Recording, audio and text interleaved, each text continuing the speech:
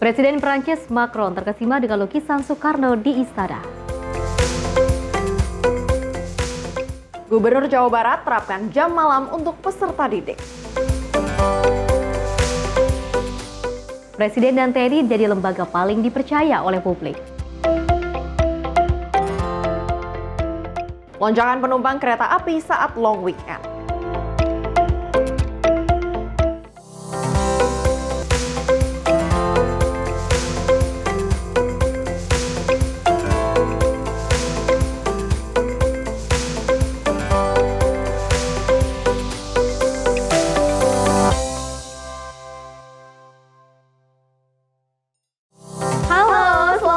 Pemirsa Simpo TV, selamat pagi Cila. Apa kabar pagi hari ini? Luar biasa, harus semangat.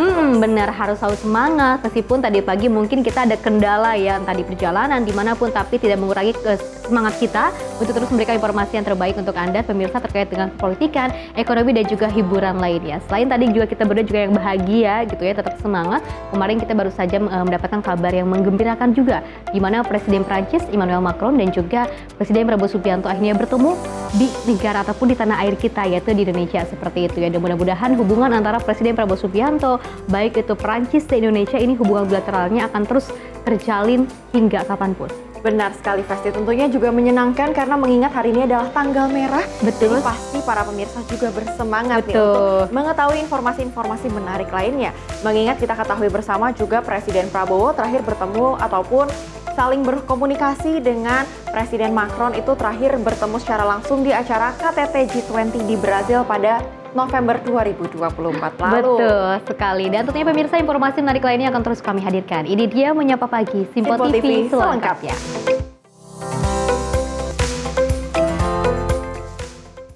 Ya pemirsa, kita awali dengan berita utama. Presiden Prabowo Subianto menyatakan Indonesia dan Prancis berpotensi besar menjaga stabilitas global dan juga menekankan pentingnya 75 tahun hubungan diplomatik. Dalam kunjungannya, Presiden Macron mengapresiasi sambutan hangat dan berkomitmen untuk memperkuat kemitraan strategis kedua negara. Saat menerima kunjungan resmi Presiden Prancis Emmanuel Macron di Istana Negara Jakarta pada Rabu 28 Mei 2025, Presiden RI Prabowo Subianto menyampaikan bahwa Indonesia dan Prancis memiliki potensi besar untuk berkontribusi nyata dalam menjaga stabilitas global, baik secara geopolitik maupun geoekonomi. Dalam sambutannya, Prabowo mengucapkan selamat datang kepada Macron dan menekankan pentingnya momen peringatan 75 tahun hubungan diplomatik Indonesia-Prancis. Ia juga menyoroti kuatnya pondasi hubungan bilateral yang telah terbangun lama dalam kerangka kemitraan strategis. Pertama, selamat datang di Indonesia. Terima kasih atas kehormatan besar diberikan kepada kami dengan kunjungan yang mulia. Pada tahun ini, kedua negara kita memperingati 75 tahun hubungan diplomatik. Dan lebih dari satu dasawarsa kemitraan strategik. Prancis dan Indonesia dapat memberi sumbangan yang baik kepada stabilitas geopolitik dan geoekonomi. Dalam kesempatan yang sama, Presiden Macron mengapresiasi sambutan hangat dari Prabowo dan menyatakan komitmennya untuk memperkuat kerjasama strategis. Ia menegaskan bahwa hubungan kedua negara telah berkembang pesat dalam 1 dekade terakhir. Tim redaksi Simpo TV melaporkan. Selain itu, Presiden Prancis Emmanuel Macron menegaskan hubungan Indonesia dan Prancis telah berkembang menjadi kerjasama nyata di berbagai bidang, termasuk ekonomi, pertahanan, dan juga budaya. Ia mengapresiasi sambutan hangat Presiden Prabowo Subianto dan menyambut peluang memperkuat kemitraan strategis, termasuk penandatanganan perjanjian kebudayaan di Candi Borobudur. Presiden Prancis Emmanuel Macron menegaskan bahwa hubungan Indonesia dan Prancis telah berkembang menjadi kerjasama nyata yang kuat dan bermakna. Dalam kunjungan kenegaraannya ke Jakarta pada Rabu 28 Mei, Macron menyampaikan apresiasi atas sambutan hangat dari Presiden RI Prabowo Subianto dan menyebut kunjungan ini sebagai momen penting untuk membuka babak baru dalam kemitraan strategis kedua negara. Macron menyoroti sektor-sektor utama dalam kerjasama seperti ekonomi, teknologi, keamanan, dan kebudayaan. Ia juga menekankan peran penting Indonesia sebagai mitra utama Prancis di kawasan Indo-Pasifik terutama dalam menjaga stabilitas regional dan memperkuat kolaborasi pertahanan melalui pelatihan bersama dan kehadiran militer Prancis. Dan ini merupakan suatu peluang luar biasa untuk memberi marka baru dalam kemitraan strategis yang baru saja diingatkan oleh Bapak Presiden dengan adanya sejumlah keyakinan dengan kerjasama di bidang ekonomi, teknologi, dan keamanan. Persahabatan antara Indonesia dan Prancis itu bukan hanya satu kata saja, tetapi memang semakin kuat dari tahun ke tahun, dan ini menjadi suatu kenyataan dewasa ini. Selain itu, Macron menyoroti kerjasama di bidang energi terbarukan, transportasi, mineral kritis, serta transisi energi. Sebagai simbol ikatan budaya yang semakin erat, kedua negara akan menandatangani perjanjian kebudayaan di Candi Borobudur. Macron mengakhiri sambutannya dengan rasa terima kasih dan optimisme terhadap kelanjutan kerjasama dalam sisa kunjungannya di Indonesia. Tim redaksi Sinpo TV melaporkan. Selain itu, pemirsa, Presiden Prabowo Subianto menyatakan hubungan Indonesia-Prancis kokoh dan juga perlu menggali peluang baru yang saling menguntungkan. Presiden Prabowo Subianto yakin kerjasama kedua negara bisa berkontribusi pada stabilitas geopolitik dan geoekonomi dunia. Presiden RI Prabowo Subianto menyatakan bahwa hubungan Indonesia dan Prancis sudah kokoh dan kini saatnya kedua negara menggali peluang baru yang saling menguntungkan. Hal ini disampaikan saat menyambut Presiden Prancis Emmanuel Macron di Istana Merdeka Jakarta pada Rabu 28 Mei 2025. Prabowo menyambut baik pertemuan ini dan meyakini bahwa kerjasama Indonesia dan Prancis dapat memberikan kontribusi positif bagi stabilitas geopolitik dan geoekonomi dunia. Kunjungan ini menjadi momentum penting untuk mempererat kolaborasi bilateral. Di tengah kemitraan kita yang terus berkembang, masih banyak potensi yang bisa kita gali dan peluang baru yang perlu kita manfaatkan. Saya menyambut baik pertemuan hari ini karena keadaan geopolitik internasional dan geoekonomi penuh dengan ketidakpastian. Prancis dan Indonesia dapat memberi sumbangan yang baik kepada stabilitas geopolitik dan geoekonomi. Tahun ini menandai 75 tahun hubungan diplomatik Indonesia dan Prancis. Kedua negara telah menjalin kemitraan strategis lebih dari 1 dekade, didasari oleh nilai-nilai bersama seperti kedaulatan, kemerdekaan, penghormatan terhadap hak asasi manusia, dan demokrasi. Tim redaksi Sinpo TV melaporkan. Presiden Prancis Emmanuel Macron disambut meriah dengan upacara kenegaraan di Jakarta. Macron disambut secara resmi oleh Presiden RI Prabowo Subianto. Ribuan pelajar berkumpul di halaman Istana Merdeka dan Silang Monas, mengibarkan bendera Indonesia dan Prancis sebagai simbol persahabatan kedua negara.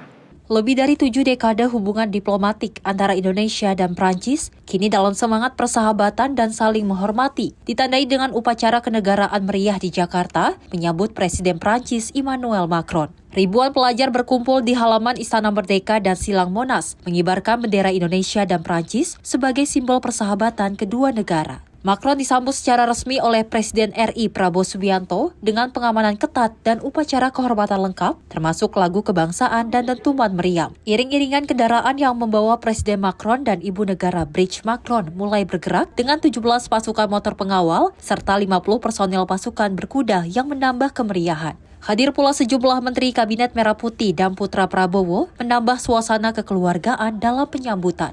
Setelah upacara, Macron melanjutkan kunjungannya ke Akademi Militer Magelang dan Candi Borobudur, menandai kedekatan budaya dan pendidikan kedua negara. Pertemuan bilateral antara Macron dan Presiden Indonesia Prabowo Subianto juga digelar tertutup untuk membahas kerjasama strategis yang semakin menguat. Tim redaksi Sinpo TV melaporkan. Di sisi lain, pemirsa, Presiden Prancis Emmanuel Macron terlihat terkesima saat melihat lukisan Presiden pertama Republik Indonesia Soekarno yang terpajang di ruang Jepara Istana Merdeka Jakarta. Momen ini terjadi ketika Presiden Republik Indonesia Prabowo Subianto mengajak Macron untuk melanjutkan pertemuan empat mata. Setibanya di ruang kerja Presiden, Macron sempat menuju ke arah lukisan dan bertanya kepada Prabowo, "This is you," kata Macron di Istana Negara Jakarta. Prabowo pun tersenyum dan menjelaskan bahwa sosok dalam lukisan tersebut adalah Presiden pertama Indonesia, Soekarno. Presiden Macron mengangguk dan menyatakan kekagumannya. So this is your My first president, the first president of Indonesia, President Soekarno. yeah. The first president. Dari Jakarta, Dio Malau, Simpo TV melaporkan. Ya, pemirsa dan juga Cila, kemarin baru saja kita menyaksikan sama-sama di mana kegembiraan maksud kami antara Presiden Prabowo Subianto dan juga Presiden Prancis Emmanuel Macron yang juga sama-sama bersahabat sudah lama sekali seperti itu ya. Dan wajah berseri-seri dari Presiden Macron yang juga didampingi oleh istri tercinta, di sana kita melihat senyumannya yang sangat bahagia seperti itu ya, karena ini bukan kali pertama Presiden Prancis ini datang ke Indonesia, dan ini sudah beberapa kalinya Presiden Prancis ini datang ke Indonesia, dan bahkan ini sangat bahagia sekali ketika harus bertemu lagi dengan Presiden Prabowo Subianto, karena kalau kita ketahui dari Presiden Prancis sempat mengatakan bahwa Indonesia adalah negara yang sangat indah dan juga strategi pertahanannya juga sangat kuat. Betul sekali, Festi. Tentunya tak hanya berbicara mengenai geopolitik ataupun geoekonomi, tapi beberapa waktu lalu Menteri Kebudayaan dan juga Pendidikan kita bersama wakilnya itu juga sempat mengunjungi ke Prancis. Jadi saling bertukar informasi, saling bertukar ide, gagasan, dan juga pemikiran. Tentunya dengan kedatangan kembali Presiden Macron ke Indonesia, ini bisa semakin memperkuat, memperjelas, dan juga mempertegas kira-kira hubungan kebudayaan, pendidikan apa juga nih yang akan kembali digali. Mengingat kita juga sudah ketahui bersama bahwa Presiden Macron akan mengunjungi ataupun sudah sedang mengunjungi Candi Borobudur. Betul sekali, dan kita ketahui segala persiapan yang dilakukan oleh Menteri Perhubungan seperti PUPR seperti itu ya, untuk mempersiapkan Candi Borobudur juga telah dipersiapkan dengan sangat matang sekali. Dan seperti diketahui pada saat di kawasan ataupun di Istana Merdeka Jakarta, pada saat Presiden Prancis yaitu Emmanuel Macron melihat salah satu lukisan, ini sempat menyatakan apakah ini lukisan dari Presiden Prabowo Subianto, this is you, seperti itu ya. Betul. Tapi nyatanya ini adalah salah satu lukisan dari Presiden pertama kami yaitu Soekarno seperti itu. Dan kalau kita ketahui memang kekagumannya melihat salah satu lukisan ini sangat luar biasa ya. Dan mudah-mudahan hubungan bilateral antara Indonesia dan juga Perancis ini akan terus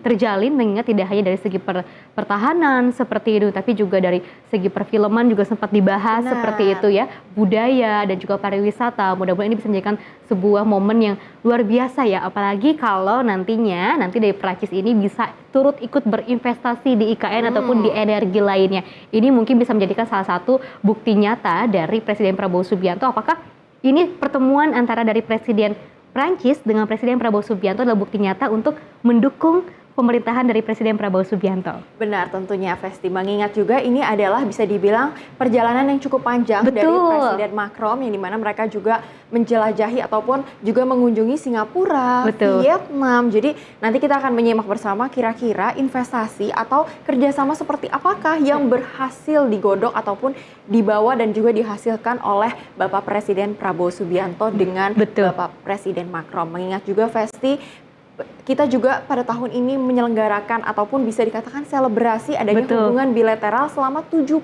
tahun. Wow. Luar biasa, sudah panjang sekali, sudah lebih dari 75 tahun. Betul, dan juga sudah lebih dari 7 dekade. Ini menandakan adanya kerjasama yang intens. Hubungan yang erat ya antara kedua negara itu. Antara kedua negara ini. Oke, baik pemirsa, tentunya informasi menarik lainnya akan terus kami hadirkan usai jeda berikut ini.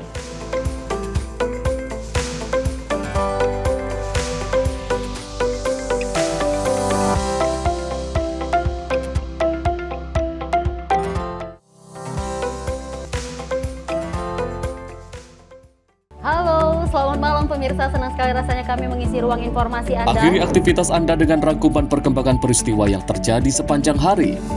Sebelumnya kita saksikan ada sekitar 3.000 tamu undangan, sementara di Ibu Kota Nusantara ini ada sekitar 2.000 tamu undangan. Rangkaian informasi nasional dan mancanegara dirangkum sebagai penutup hari dalam Menyapa Malam.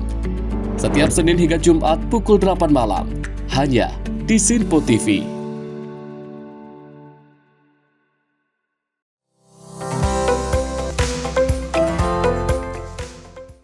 Terima Terima kasih pemirsa, Anda masih bersama kami di Menyapa Pagi Sinpo TV. Kita lanjutkan ke informasi berikutnya. Pemirsa, Menteri Perlindungan Pekerja Migran Indonesia, Abdul Qadir Karding, meluncurkan buku yang berjudul Melalang Buana Menyemai Jana Bijana di kantor Kementerian P2MI Jakarta. Tentunya buku tersebut merupakan catatan dan juga refleksi terkait 200 hari kerja pemerintahan P2MI di bawah pemerintahan Presiden Prabowo Subianto.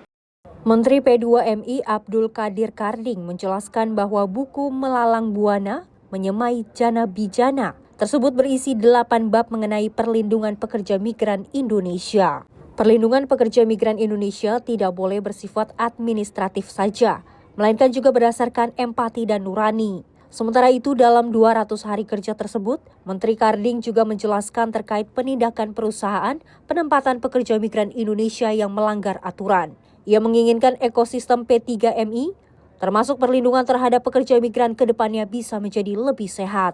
Buku ini sebagai bentuk tanggung jawab politik kami sebagai kementerian yang mendapatkan amanah untuk mengurusi pekerja migran. Buku ini berisi tentang data-data apa yang sudah kami lakukan dan data-data manajemen pengelolaan internal yang sudah kami bangun dengan tujuannya adalah membangun sistem budaya kerja dan membangun manajemen kerja internal terutama dalam hal melindungi dan melayani pekerja migran. Khususnya terbentuknya SOP di seluruh unit kerja, probisnis di seluruh unit kerja, dan KPI di seluruh unit kerja atau pelaksana unit kerja. Dari Jakarta, Sri Dewi Andayani, Rona Bayu, Sinpo TV melaporkan. Informasi lainnya, pemirsa, anggota Komisi 3 DPR RI Beni Utama menegaskan pentingnya pembaruan dalam rancangan Undang-Undang Hukum Acara Pidana, terutama dalam mengatur batas waktu penyelidikan beserta gelar perkara prosesnya. Hal ini disampaikan Beni saat mengikuti rapat dengar pendapat umum bersama Dekan Fakultas Hukum Universitas Muhammadiyah Jember. Ia menyoroti praktik pengembalian berkas perkara atau yang kerap disebut P18, P19 yang menurutnya perlu dibatasi. Praktik pengembalian berkas perkara atau yang kerap disebut P18, P19 yang menurutnya perlu dibatasi, menurut anggota Komisi 3 DPR RI Beni Utama, proses bolak-balik berkas tersebut menciptakan ketidakpastian hukum. Ia menegaskan harus atur mekanismenya termasuk batas maksimalnya. Selain itu, Beni juga menyoroti pentingnya mengatur gelar perkara di tahap penyelidikan. Menurutnya, gelar perkara harus melibatkan unsur-unsur yang relevan seperti penasihat hukum, jaksa hingga ahli sebagai bentuk transparansi dan juga keadilan dalam proses hukum. Dalam konteks pembaruan hukum, Beni juga menekankan pentingnya mengadopsi prinsip restoratif justice yang menurutnya sudah lama hidup di tengah masyarakat Indonesia. Ia mencontohkan praktik hukum adat di Sumatera Barat, pelaku pelanggaran susila bisa dikenai sanksi adat, seperti dibuang dari kampung tanpa harus dipidana secara formal. Kalau seluruh lembaga-lembaga pengawas yang ada itu, baik yang ada di kepolisian, kejaksaan benar-benar bekerja, ya, secara real, lurus, saya pikir udah penyelewengan yang dilakukan oleh oknum kita itu sudah sangat bisa kita minimalisir sebenarnya. Tinggal lagi mau atau tidak kita. Ya, mau atau tidak kita. Sekali lagi, saya yakin melalui KUHP kita yang baru ini nanti, ya, ruang itu yang paling banyak sebenarnya yang kita benahi itu kan hak-hak tersangka melalui penasihat hukumnya. Penasihat hukumnya diberi ruang yang sama, di mana waktu tersangka berhadapan dengan penguasa itu, sebutlah kepolisian atau jaksa, kan kuat sekali negara karena dia mewakili negara. Tersangka ini siapa yang mewakili, ya kan? Nah, inilah penasihat hukumnya. Penasihat hukum ini yang harus kita perkuat. Jadi dalam KUHP baru itu insya Allah nanti peran-peran penasihat hukum itu akan lebih kita tonjolkan. Lebih lanjut, ia juga menekankan bahwa living law seperti hukum adat dan juga kebiasaan masyarakat harus mendapat tempat dalam KUHP yang baru. Ia ingin mereduksi dan juga menyelaraskan seluruh nilai hukum yang hidup di masyarakat agar menjadi bagian dari sistem hukum nasional. Di akhir, Beni juga menegaskan bahwa KUHP yang sedang disusun harus menjadi karya agung yang tidak hanya modern tapi juga berakar pada kearifan lokal. Tim redaksi Sinpo TV melaporkan. Pemirsa, Gubernur Banten Andra Soni juga meninjau lokasi calon percontohan program jalan usaha tani atau JUT di Kecamatan Wonosalam, Kabupaten Lebak, Banten. Program JUT yang ditinjau mencapai panjang 7.050 meter dan akan menyambungkan 3 desa sentra pertanian strategis di provinsi tersebut. Pembangunan infrastruktur jalan yang baik sangat penting dalam membangkitkan potensi pertanian di Provinsi Banten. Jalan sangat bermanfaat untuk memudahkan mobilitas pertanian di Banten. Demikian mengemuka dalam acara tinjauan langsung Gubernur Banten Andra Soni ke lokasi calon percontohan program jalan usaha tani di Kecamatan Wonosalam, Kabupaten Lebak pada Senin 26 Mei 2025. Program JUT yang ditinjau mencapai panjang 7.050 meter dan akan menyambungkan 3 desa sentra pertanian strategis di provinsi tersebut. Andra menegaskan JUT merupakan bagian integral dari program Bangun Jalan Desa Sejahtera selama memimpin 5 tahun ke depan. Bang Andra diarahkan khusus untuk menopang konektivitas antar sentra pertanian desa. Jalan ini hanya akan diperuntukkan bagi kendaraan pengangkut hasil pertanian. Dan hari ini kebetulan saya didampingi oleh Ketua DPRD dan juga anggota DPRD Dapil Lebak.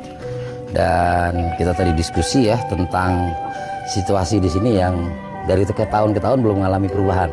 Sehingga ada harapan besar kita bisa lihat antusiasme masyarakat tadi. Saat mereka mendengar gubernur akan turun ke sini, padahal saya maunya diam-diam juga turun ke sini, ya kan?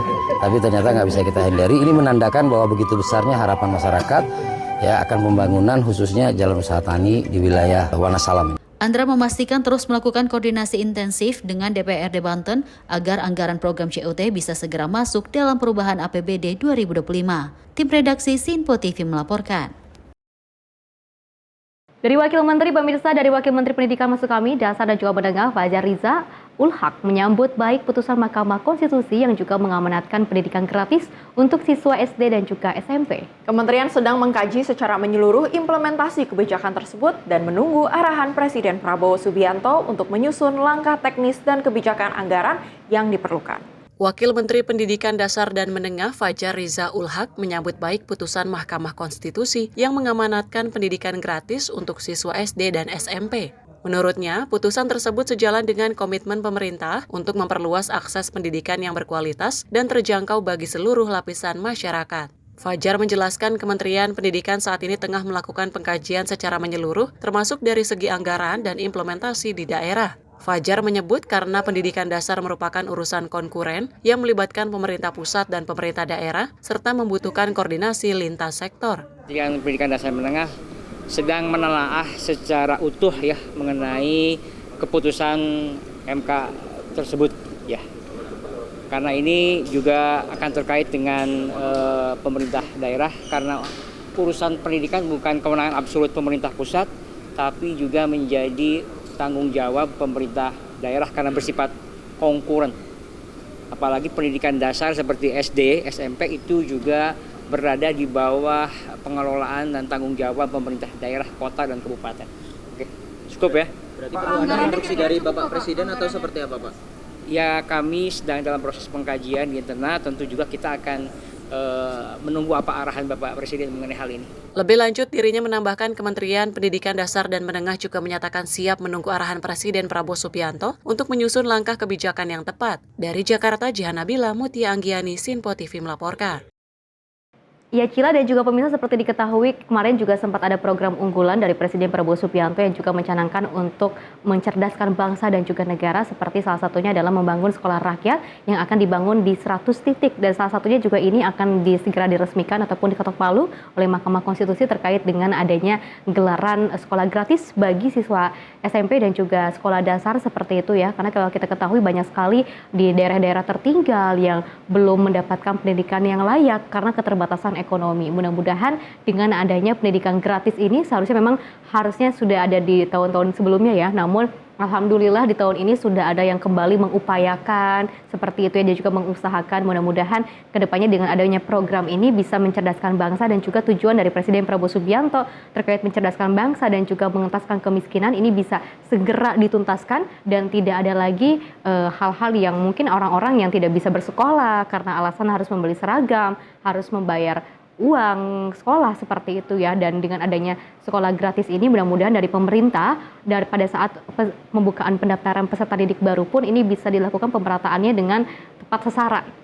Betul sekali, Festi. Tentunya kita juga sama-sama bersyukur dan juga Puji Tuhan gitu ya, Betul. alhamdulillah sekali karena mengingat sebenarnya pendidikan ini adalah pondasi dasar ataupun Betul. hak untuk setiap negara, setiap anak yang ada di Indonesia dan juga sesuai dengan amanat dari undang-undang yang ada, Betul. Festi.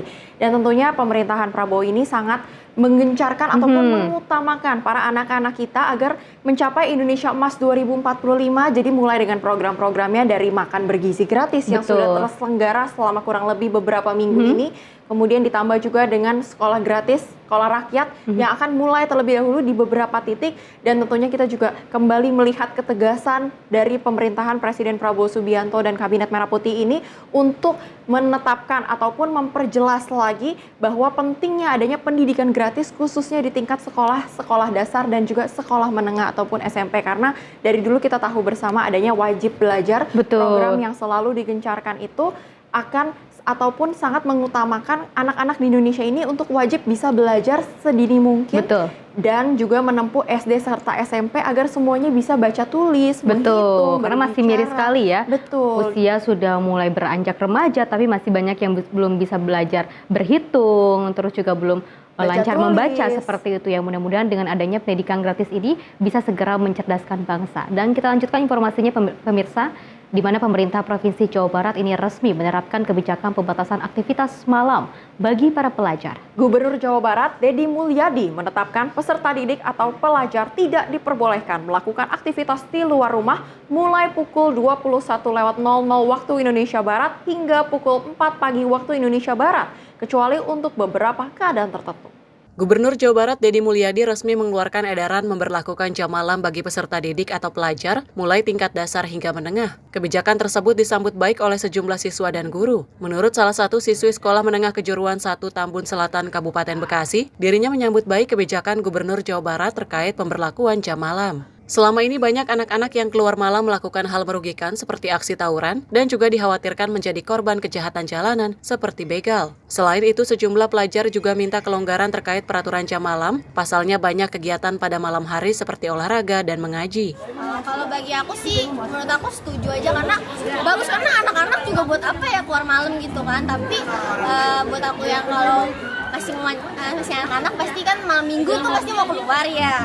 Jadi kalau buat malam minggu minta buat Pak Deddy dibolehin apa sih namanya kalau jam malam. Tapi kalau buat hari-hari biasa mungkin nggak apa-apa jam malam diadain gitu. Menurut saya pribadi ada dua hal Om. Yang pertama itu kayak buat beraktivitas di atas jam kita agak sulit kan, kadang kita ada kegiatan di luar selain sekolah Om, kayak latihan klub voli atau sepak bola. Jadi kadang ada perintah kayak gitu kayak mempersulit aja Om. Jadi saya sangat setuju dengan jam malam karena kenapa Pak? Dengan jam malam itu anak-anak jadi terawasi untuk jam tidur mereka, jam belajar mereka. Jadi jangan biarkan anak-anak itu lewat tengah malam masih ada di luar Pak, karena itu sangat berbahaya. Jam malam akan berlaku bagi peserta didik dilarang melakukan aktivitas mulai pukul 21.00 hingga 04.00 kecuali dengan keadaan tertentu, seperti mengikuti kegiatan resmi dari sekolah yang diawasi oleh orang tua. Dari Bekasi, kontributor Sinpo TV melaporkan. Selain itu, pemirsa, usai diloloskan Mahkamah Konstitusi mengenai penetapan sekolah dasar hingga menengah pertama secara gratis, Kementerian HAM merespon baik akan hal ini. Wakil Menteri Hak Asasi Manusia Mugianto mengungkapkan rencana penyediaan subsidi akan dilakukan apabila sejumlah pihak mengeluhkan kebijakan ini. Wakil Menteri HAM Mugianto menyoroti putusan Mahkamah Konstitusi terkait gratisnya sekolah dasar dan menengah pertama bagi sekolah negeri dan swasta di Indonesia merupakan sesuatu yang tepat. Dirinya menerangkan putusan tersebut merupakan bagian dari hak asasi manusia mengenai keberhakan dalam pendidikan yang baik dan berkualitas. Sebelumnya putusan ini diloloskan MK dengan alasan sesuai dengan standar HAM internasional. Dikarenakan pemahaman multitafsir dan perlakuan diskriminatif melalui isi Undang-Undang Nomor 20 Tahun 2003 tentang Sistem Pendidikan Nasional. Benar, putusan MK itu benar sekali, ya. Hak asasi manusia itu adalah hak. Pendidikan adalah hak asasi manusia. Semua warga negara berhak atas pendidikan yang baik, yang berkualitas. Dan pendidikan dasar itu memang harus digratiskan, ya. Negara harus menjamin pendidikan dasar itu gratis. Mugianto menegaskan pihak yang tidak mampu dalam berjalannya kebijakan ini dapat diwadahi oleh pemerintah serta rencananya penyaluran subsidi dan yang lainnya sebagai bagian dari pemenuhan hak asasi manusia. Yang dilihat oleh hak asasi manusia itu bukan siapa penyelenggara pendidikan tersebut, tapi bahwa pendidikan dasar itu harus gratis, itu sebuah prinsip ya yang harus dipenuhi. Bahwa nanti ada pihak-pihak swasta yang ternyata tidak mampu misalnya, yaitu pemerintah harus turun. Ya, pemerintah harus membuat kebijakan misalnya subsidi atau kebijakan apapun untuk mensupport yang swasta. Jadi tapi sebagai sebuah prinsip itu sudah benar dan harus dijalankan oleh pemerintah, harus dilakukan oleh pemerintah. Itu kan sebetulnya bagian dari upaya pemenuhan hak asasi manusia. Dari Jakarta, tim redaksi Simpo TV melaporkan. Tentunya hal yang positif apalagi terkait dengan pendidikan pasti juga mendapatkan respon positif dari siapapun, dan salah satunya adalah dari Wakil Menteri HAM seperti itu ya, Bapak Mugianto juga sempat memberikan dukungannya untuk apresiasi terkait dengan nantinya kita akan sama-sama mendukung program sekolah gratis pada tingkat SD dan juga SMP. Ini juga akan segera diselenggarakan, apa saja yang dibutuhkan, yang harus dipersiapkan, ini akan segera dilakukan seperti itu ya. Nah, mudah-mudahan ini tidak hanya ada dukungan dari Wamenham saja, tapi dari seluruh menteri, karena dari Menteri Pendidikan Dasar dan juga Menengah juga pasti sudah melakukan hal sesuatunya yang terbaik seperti itu. Mudah-mudahan tidak hanya ada dukungan dari menteri-menteri saja, tapi juga dari seluruh pemerintah Indonesia seperti itu juga bisa turut membantunya.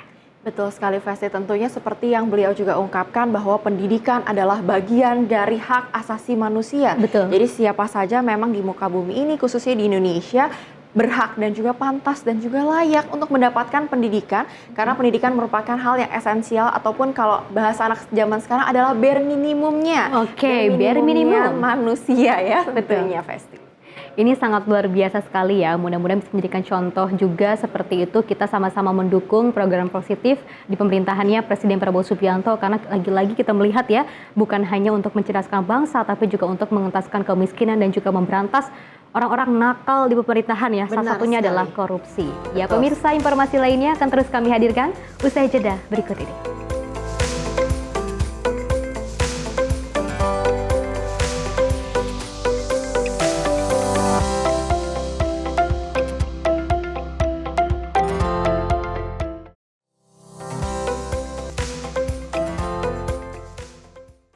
Halo, selamat pagi pemirsa Simpo TV. Selamat pagi Andi. Selamat pagi, Fen. Beragam informasi terbaru hadir menemani Anda sebelum memulai hari. Itu memang dari Menteri Perhubungan juga mendukung, Betul. dari Menteri Keuangan juga mendukung, dan kita sebagai masyarakat pun juga harus mendukung. Mengangkat isu yang tengah menjadi pembicaraan paling hangat. Semarakan pagi Anda bersama Menyapa Pagi. Setiap Senin hingga Jumat pukul 6 pagi.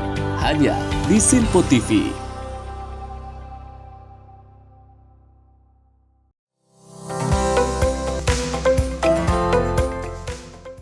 Terima kasih pemirsa, Anda masih bersama kami di Menyapa Pagi Simpo TV. Kita lanjutkan ke informasi berikutnya, pemirsa. Wakil Presiden meninjau sedimentasi di Pulau Baai, Bengkulu untuk memastikan penanganan pendangkalan laut yang mengganggu logistik dan distribusi energi. Wapres juga menekankan percepatan pengerukan dan juga kolaborasi lintas sektor sebagai bentuk tanggung jawab negara, serta upaya untuk memperkuat infrastruktur pelabuhan. Wakil Presiden melakukan peninjauan langsung ke titik sedimentasi di pintu masuk Pulau Baai, Bengkulu pada Selasa 27 Mei 2025. Peninjauan ini dilakukan untuk memastikan penanganan pendangkalan laut yang mengganggu stabilitas logistik dan distribusi energi. Setibanya di Pelabuhan Bengkulu, Wapres menaiki kapal Tunda Bunga Rafflesia dan menerima penjelasan dari Dirut PT Pelindo Arif Suhartono mengenai penyebab sedimentasi serta upaya penanganannya. Pengerukan saat ini telah memasuki tahap pemasangan pipa dan kesiapan kapal keruk dengan target alur pelayaran dapat dilalui dalam 2 minggu. Meskipun belum pada lebar maksimal, pengerukan penuh ditargetkan rampung dalam 3 hingga 4 bulan dan pengembangan lanjutan direncanakan mulai awal tahun depan. Kami sampaikan bahwa alur Pelabuhan Bengkulu ini mengalami 2 kali musibah. Yang pertama di tanggal 25 Maret 2025 pada saat badai. Di situ alur tertutup dan kami melakukan pengerukan secara sederhana untuk memastikan bahwa kapal-kapal yang ke Pulau Enggano dapat lewat, dan di situ kami sudah berhasil, dan setelah melakukan pengurangan tersebut maka kegiatan meskipun belum normal sudah dapat dilakukan, termasuk juga kapal-kapal barang. Namun kemarin pada tanggal 23 Mei terjadi gempa dan di situ terjadi penutupan kembali. Akhirnya Pelindo mengambil keputusan akan menjadikan Pelabuhan Bengkulu mempunyai kedalaman sekitar 12 meter, dan sekalian kita jadikan pelabuhan yang cukup besar sehingga kapal-kapal batubara, kapal-kapal sekitar 50.000, 60.000 mungkin bisa masuk tanpa adanya transshipment. Ini adalah salah satu solusi yang Pelindo rencanakan, dan saat ini pengerukan sedang dilakukan persiapan, kapal sudah ada, pemasangan pipa sedang dilaksanakan, dan diharapkan dalam waktu paling lambat 2 minggu alur sudah bisa dilewati meskipun masih belum lebar sesuai dengan rencana, dan total pengerukan akan kita selesaikan mungkin sekitar 3-4 bulan. Arahan khusus Pak Wapres tadi untuk memastikan bahwa pekerjaan dapat dilakukan secepatnya agar masyarakat yang terdampak bisa segera bisa dipulihkan, khususnya tadi yang di Enggano, dan ini mohon saling kolaborasi dan saling dukungan kepada semuanya. Dalam kunjungan ini, Wapres menekankan pentingnya percepatan pengerukan sebagai bentuk tanggung jawab negara dalam memulihkan aktivitas masyarakat terdampak, khususnya di Pulau Enggano. Ia juga mendorong kolaborasi lintas sektor demi efektivitas dan keberlanjutan penanganan, sekaligus menegaskan komitmen pemerintah dalam memperkuat infrastruktur pelabuhan dan daya saing maritim di wilayah barat Indonesia. Tim redaksi Simpo TV melaporkan. Beralih ke informasi berikutnya, pemirsa, Menteri Koordinator Bidang Infrastruktur dan Pembangunan Kewilayahan Agus Harimurti Yudhoyono menekankan pentingnya percepatan transisi energi bersih dan elektrifikasi kendaraan sebagai langkah strategis dalam menurunkan emisi dan memperkuat ketahanan infrastruktur nasional. AHY juga menyebut terdapat 4 pendekatan yang terbukti paling efektif dalam menekan emisi. Hal ini dikatakan Menteri Koordinator Bidang Infrastruktur dan Pembangunan Kewilayahan Agus Harimurti Yudhoyono dalam acara forum grup diskusi di kantornya di Jakarta. AHY mengatakan dalam forum Indonesia Clean Investment yang akan digelar Juni mendatang, berbagai sektor yang dikaji termasuk salah satunya transportasi, industri, energi, limbah, dan konstruksi. AHY menyebut terdapat 4 pendekatan yang terbukti paling efektif dalam menekan emisi. Pertama, penggunaan BBM rendah sulfur mampu menurunkan emisi hingga 30%. Kedua, konversi boiler berbasis batu bara ke teknologi bersih berkontribusi pada penurunan emisi sebesar 27%. Ketiga, penguatan transportasi publik yang memberikan dampak pengurangan emisi sebesar 9%. Dan keempat, penghapusan praktik pembakaran terbuka yang dapat mengurangi emisi hingga 8%. AHY juga menegaskan bahwa pemerintah berkomitmen untuk mengutamakan transisi energi baru dan terbarukan, terutama dalam elektrifikasi kendaraan. Capaian positif seperti penggunaan lebih dari 300 bus listrik di Jakarta yang sudah beroperasi dan terus bertambah setiap tahunnya. AHY menyoroti masalah overdimension and overloading pada truk yang berdampak besar terhadap keselamatan dan infrastruktur jalan. AHY mengungkapkan bahwa pemerintah setiap tahun mengalokasikan dana 41 triliun untuk perbaikan jalan rusak yang seharusnya dapat digunakan untuk program konversi kendaraan dan penguatan regulasi. Bagaimana transisi energi baru terbarukan ini diharus utamakan, kemudian elektrifikasi kendaraan ini juga diharus utamakan. Kita sudah semakin baik untuk kendaraan roda 2, kendaraan mobil gitu ya, kemudian juga bis di Jakarta, Transjakarta sudah 300 itu sudah operasional, sudah dideploy bertahap, tahun demi tahun akan semakin banyak lagi, dan mudah-mudahan pada akhirnya semuanya fully electric. Dan yang sedang kita ikhtiarkan adalah truk angkut barang. Katanya masih cukup mahal untuk mengkonversi truk solar menjadi truk listrik. AHY juga menyampaikan pentingnya pengembangan program waste energi. Menurutnya, ini adalah topik yang banyak ditanyakan berbagai kalangan karena bisa menjadi solusi ganda mengelola limbah sekaligus menghasilkan energi. Dari Jakarta, Dio Malau, Simpo TV melaporkan. Selain itu, pemirsa, Menteri Koordinator Infrastruktur dan juga Pembangunan Wilayah Agus Harimurti Yudhoyono atau AHY bekerjasama dengan Sistemik tengah berupaya untuk mengurangi polusi udara dalam rangka mewujudkan udara bersih Jakarta. Upaya tersebut dibahas dalam forum grup diskusi Clean Air Forum dengan tema Udara Lebih Bersih Indonesia Baik di kantor Kementerian Infrastruktur dan Pembangunan Kewilayahan Jakarta Pusat Rabu pagi.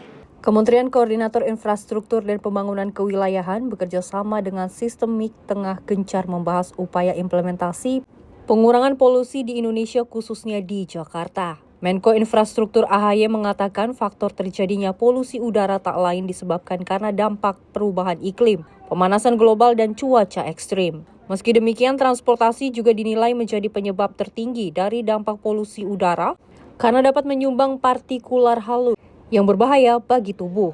Oleh karena itu, AHY pun meminta agar elektrifikasi kendaraan harus diutamakan dalam upaya mengurangi polusi udara. Terlebih di wilayah Jakarta sendiri, mobilitas kendaraan listrik roda 2 dan mobil sudah lebih baik. Bahkan untuk Transjakarta sendiri sudah mengoperasionalkan 300 bus listrik untuk moda transportasi umum. Kemudian elektrifikasi kendaraan ini juga diarus utamakan.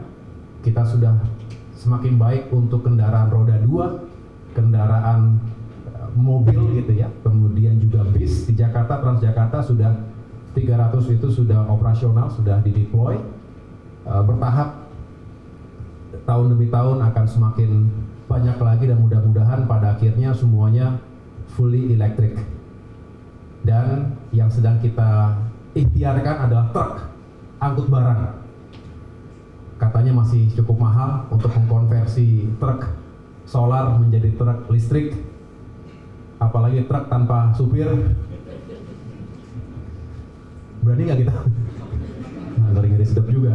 Apalagi odol, hati-hati odol, itu bahaya odol tuh. Kita juga lagi gas agar odol ini bisa kita benar-benar hilangkan. Bukan apa-apa karena ya sudah terbukti banyak sekali resikonya. Dari Jakarta, Sri Dewi Andayani, Azizul Hakim, Sinpol TV melaporkan. Ya, di ibu kota Jakarta ataupun di kota yang sangat besar ini kita ketahui masih banyak sekali kesulitan terkait dengan adanya air bersih ya. Mudah-mudahan dengan adanya kerjasama antara Menteri AHY dan juga Sistemik yang juga sama-sama tengah berupaya untuk mengadakan terkait dengan adanya udara bersih seperti itu ya, dan mudah-mudahan dengan adanya hal ini tidak ada lagi air yang kotor, udara juga yang kotor seperti itu ya, karena kalau kita ketahui polusi udara yang kotor di Jakarta ini juga sangat meningkat ya, pengguna motor seperti itu ya, apalagi dari Gubernur Jakarta Pramono Anung juga telah menekankan untuk melakukan ataupun berpergian kemanapun di hari Rabu ini menggunakan transportasi umum. Tentunya juga ini salah satu langkah untuk mengurangi polusi udara yang kotor. Benar sekali, Vesti. Tentunya juga dari AHY sendiri menekankan dalam forum tersebut akan pentingnya memulai ataupun membangun udara bersih Jakarta dimulai dari para pelaku usaha. Betul. Beliau menekankan kepada para pelaku usaha khususnya yang memiliki hubungan ataupun berkaitan dengan di bidang transportasi itu agar lebih mementingkan juga karena terbukti bahwa hampir ataupun lebih dari 60% bahwa polusi-polusi udara ini terjadi karena adanya akibat dari transportasi yang melalang buana ataupun melalui di Jakarta sehari-harinya.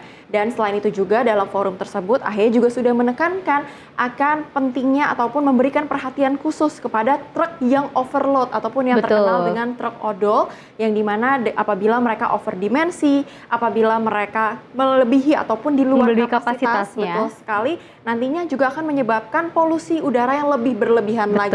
Maka AHY sangat menekankan kepada para pelaku usaha untuk memperhatikan betul transportasi ataupun kendaraan yang mereka gunakan dalam rangka melakukan praktik-praktik usahanya. Oke, dan apalagi kalau kita ketahui bersama ya Cila dan juga pemirsa, di mana langkah yang dilakukan oleh Menteri AHY tidak hanya membetulkan terkait dengan infrastruktur pembangunan, tapi juga beliau memberikan pemetaan terkait udara, karena udara adalah salah satu langkah yang sangat penting, yang paling utama ini harus bersih, karena kalau kita ketahui banyak sekali penyakit-penyakit yang masuk ke diri manusia. Ini datangnya dari udara yang kurang baik, udara yang tidak bersih, udara yang memang kotor seperti itu ya.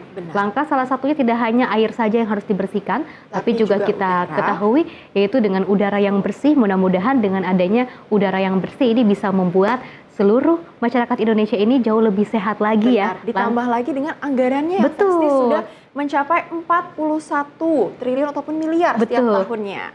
Dan mudah-mudahan ke depannya ini bisa ada lagi ya anggaran-anggaran lainnya, dan tentunya juga ini akan ditetapkan pemerataannya dengan baik dan juga lancar. Dan kita lanjutkan informasinya, pemirsa. Menhub Raja Juli Antoni secara resmi menandatangani nota kesepahaman dengan PT Sumitomo Forestry Indonesia terkait dengan pengelolaan ekosistem gambut di Provinsi Kalimantan Tengah pada Selasa 27 Mei 2025. Penandatanganan ini dilakukan di kantor Kementerian Kehutanan oleh Sekjen Mahfud dan Presiden Direktur Sumitomo Forestry Indonesia, Fumidi Nakatsu. Menteri Kehutanan tekan MOU dengan PT Sumitomo Forestry Indonesia yang fokus pada restorasi gambut di Kalimantan Tengah. MOU ini merupakan lanjutan dari kesepakatan sebelumnya yang sempat tertunda penandatangannya. Kunci pengendalian iklim dan ekonomi hijau dalam sambutannya, Raja Juli menegaskan pentingnya peran strategis ekosistem gambut bagi Indonesia, terutama dalam konteks pengendalian iklim, penyerapan karbon, keanekaragaman hayati, dan peluang ekonomi hijau. Kolaborasi kunci keberhasilan restorasi. Menteri Raja Juli berharap proyek restorasi gambut ini bisa segera ditindaklanjuti di lapangan. Ia juga menekankan pentingnya kolaborasi aktif antara Sumitomo Forestry dan jajaran kementerian. Tim redaksi Simpo TV melaporkan. Selain itu, pemirsa, Presiden dan juga TNI menjadi lembaga paling dipercaya oleh masyarakat berdasarkan survei indikator politik Indonesia yang juga tentang tingkat kepercayaan publik atas kinerja lembaga-lembaga negara dan juga pemberantasan korupsi pada Mei 2025.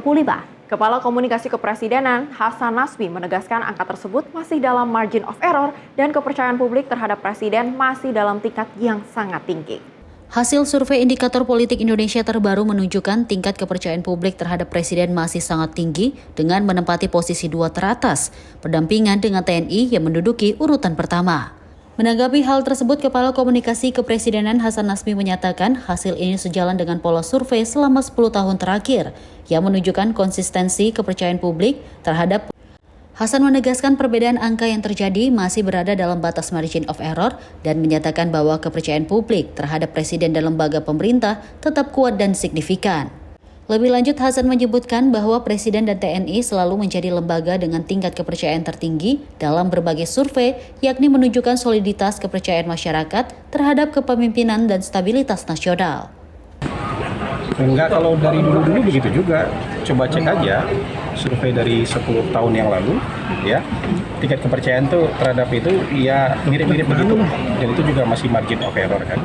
Intinya kan sangat tinggi tingkat kepercayaan terhadap Presiden, terhadap pemerintah, itu kan sangat tinggi. Coba kalian cek hasil survei sebelum-sebelumnya, kira-kira juga seperti itu. Di atas itu biasanya TNI dan Presiden dan TNI. Gitu-gitu aja kira-kira. Dari Jakarta, Jihan Nabila Mutia Anggiani, Simpo TV melaporkan. Ya, gimana kalau kita ketahui ya, tidak disebut Presiden Prabowo Subianto ini salah satu tokoh ataupun presiden gitu ya yang memiliki kepuasan yang sangat luar biasa, yang sangat cukup signifikan seperti itu. Banyak sekali masyarakat Indonesia ini yang sangat puas dengan kinerja Presiden Prabowo Subianto dari mulai pemilihan presiden hingga terpilih menjadi presiden. Kita ketahui banyak sekali jasa-jasa yang telah dilakukan oleh Presiden Prabowo Subianto dengan kesungguhan hatinya, dengan kesabarannya, dengan kekokohan hatinya seperti itu yang kita ketahui, dan juga ketulusan hati dari Presiden Prabowo Subianto untuk memperjuangkan bangsa dan juga negara. Karena kalau kita ketahui dari pidatonya, saya rela mati untuk berkorban demi bangsa dan juga negara. Ini salah satu bentuk di mana pastinya Presiden Prabowo Subianto ini sangat dicintai oleh seluruh masyarakat Indonesia. Karena program-program positif yang dilakukan oleh Presiden Prabowo Subianto, ini hal-hal positif itu sedang kita rasakan sama-sama. Dan juga kesejahteraan terkait dengan pendidikan, angka stunting yang juga sekarang sudah lebih menurun seperti itu ya, dengan adanya program makan bergizi gratis, ini sangat membantu sekali. Dan tidak lebih lagi terkait dengan adanya kesejahteraan dari para ojol yang pada saat itu juga sempat belum diupayakan, tapi pada saat pemerintahan Presiden Prabowo Subianto diberikan kesejahteraan terkait dengan diberikan tunjangan hari raya seperti itu ya. Dan kita ketahui juga sebelumnya sempat disebutkan bahwa adanya undang-undang PPRT ataupun PPRT ataupun perlindungan pekerja rumah tangga yang memang sudah dari 2004 ini diajukan seperti itu ya. Namun belum juga ada yang mengupayakan, tapi di pemerintahan Presiden Prabowo Subianto alhamdulillah sekarang sudah ada kembali yang mengupayakan, yang mengusahakan agar seluruh pekerja PPRT ini mendapatkan keadilan, mendapatkan pekerjaan yang layak, mendapatkan hukum seperti itu, dan juga perlindungan, dan juga tidak semena-mena para majikan memperlakukan pekerja rumah tangganya. Tentu sekali Festi, tentunya banyak juga program-program yang sudah dibuat oleh Bapak Presiden Prabowo Subianto dan melihat kepuasan ataupun tingkat kesenangan nih para masyarakat Indonesia terhadap dua institusi kita yaitu TNI dan juga Polri di tahun ini. Tentunya pemerintah memberikan apresiasi setinggi-tingginya kepada institusi TNI terutama melihat tingkat kepuasannya mencapai lebih dari 85% di tahun ini, dan itu pun kemungkinan masih ada margin of error, adanya kemungkinan lebih pertimbangan lagi. seperti itu ya. Melihat di tahun 2023 itu berdasarkan survei dari indikator politik, tingkat kepuasan masyarakat malah bisa sampai lebih dari 95%. Luar biasa sekali. Maka dari itu kinerja-kinerja yang kita lihat dari dua instansi tersebut yaitu TNI dan Polri, maka tak heran apabila masyarakat merasa percaya dan juga cukup yakin. Ditambah lagi dengan kita juga melihat adanya sosok-sosok ataupun mulai adanya figur-figur yang menempati posisi-posisi penting di Kabinet Merah Putih saat ini. Betul, apalagi yang sedang marak saat ini ya Cila dan juga pemirsa terkait dengan aksi premanisme seperti itu ya, yang juga berkedok ormas. Ini gimana tidak disukai ya oleh masyarakat Indonesia, langkah yang dilakukan oleh TNI dan juga jajaran yang lainnya gitu ya untuk memberantas aksi premanisme ini salah satu hal yang layak ketika TNI ini harus diberikan apresiasi yang sangat tinggi terkait dengan memberikan kepuasan ataupun tingkat kepercayaan yang tinggi dari publik seperti itu.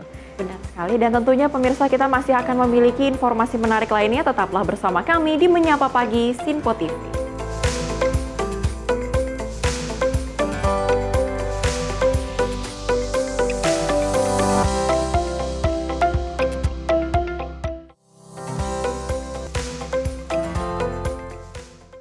Pemirsa Sinpo TV kembali hadir menemani Anda dengan berbagai informasi yang telah kami rangkum dalam sepekan. Sajian lengkap informasi sepekan kami hadirkan untuk Anda.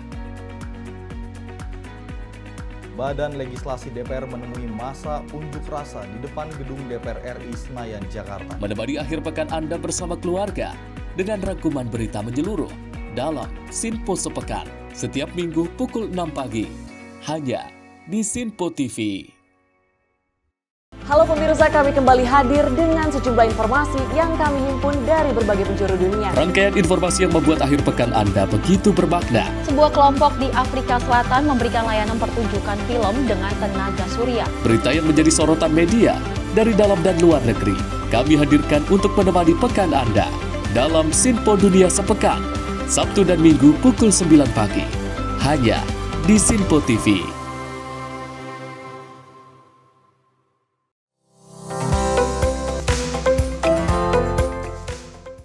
Terima kasih pemirsa, Anda masih bersama kami di Menyapa Pagi Sinpo TV. Kita lanjutkan ke informasi berikutnya pemirsa. Menjelang Hari Raya Idul Adha 1446 Hijriah, UPT Puskeswan Pandeglang mulai melakukan pemeriksaan kesehatan hewan kurban secara langsung di lapangan. Selain itu pemeriksaan dilakukan untuk memastikan hewan tersebut sehat, bebas penyakit dan juga sesuai dengan syariah. Unit Pelaksana Teknis Pusat Kesehatan Hewan atau UPT Puskeswan Pandeglang bekerja sama dengan Dinas Pertanian dan Ketahanan Pangan setempat mulai melakukan pemeriksaan kesehatan hewan kurban di sejumlah lapak penjual hewan. Pemeriksaan meliputi kondisi fisik hewan, identifikasi gejala penyakit, dan dokumen asal hewan, termasuk kelengkapan surat keterangan sehat dan juga bebas PMK. Hewan yang dinyatakan sehat akan diberi tanda berupa stiker dan keterangan sehat yang ditempel di lapak penjual. Hari ini kita melaksanakan pemeriksaan kesehatan hewan. Kita ingin memastikan bahwa hewan kurban nantinya akan dijual oleh pedagang dan dibeli oleh masyarakat semua dalam keadaan sehat. Pemeriksaan meliputi apa aja, Pak? Pemeriksaan yang dilakukan, pemeriksaan fisik, ya. Kita melihat kondisinya secara fisik sehat. Kemudian tadi sudah diperiksa sama dokter. Kemudian juga kita memastikan tidak ada yang cacat, ya, kuping gitu, atau luka atau penyakit menular lainnya. Itu yang kita lakukan. Tak hanya pemerintah, penjual hewan kurban juga menyambut baik upaya pemeriksaan ini. Alhamdulillah senang. Satu, udah dikunjungi oleh Menteri Kesehatan ya. Kedua, alhamdulillah udah pada dicek semua, kambing, kerbau, alhamdulillah sehat-sehat semua, lokalan semua. Kalau sapi dari Bali. Nah, kalau untuk kesehatannya sendiri dijamin kan nih, Pak? Dijamin, insya Allah dijamin. Nah, kalau Bapak nih untuk mengecek kesehatan apa aja nih, Pak, yang dilakukan Bapak sendiri untuk memastikan kesehatan hewan ternak? Setiap hari saya cek kambingnya, ya kan gitu, dari makan, ya kan, intinya dari tempat. Tiap hari saya bersihin, kandang juga saya bersihin, ya kan. Yang pertama saya kambingnya juga saya mandiin, ya intinya bersih lah. Pemeriksaan hewan kurban akan terus dilakukan hingga menjelang Hari Raya Idul Adha. Masyarakat dihimbau membeli hewan kurban yang telah diperiksa dan dilengkapi keterangan sehat dari dinas terkait. Dari Pandeglang, Banten, Firman Arif, Simpo TV melaporkan. Tentunya pemirsa, di era digital, penjualan produk melalui live streaming kian populer dan juga dinilai efektif menaikkan omset pedagang. Tak mau kalah, salah satu lapak penampungan hewan kurban di Jalan Meruya Ilir, Kebon Jeruk, Jakarta Barat juga menjual hewan kurbannya melalui live streaming di platform media sosial. Melalui live streaming, pedagang kambing kurban dapat mendongkrak penjualan hingga 30%. Berbagai cara dilakukan para penjual hewan kurban untuk memasarkan dagangannya agar dilihat calon pembeli. Di era digital saat ini, pemasaran produk secara daring semakin populer. Memanfaatkan perkembangan zaman, sejak setahun lalu salah satu lapak penampungan hewan kurban di Jalan Meruya Ilir, Kebon Jeruk, Jakarta Barat menjual hewannya melalui live streaming di media sosial. Cara ini dinilai efektif untuk pemasaran hewan kurbannya. Berdagang secara live streaming mampu mendongkrak penjualan hewan kurban hingga 30%.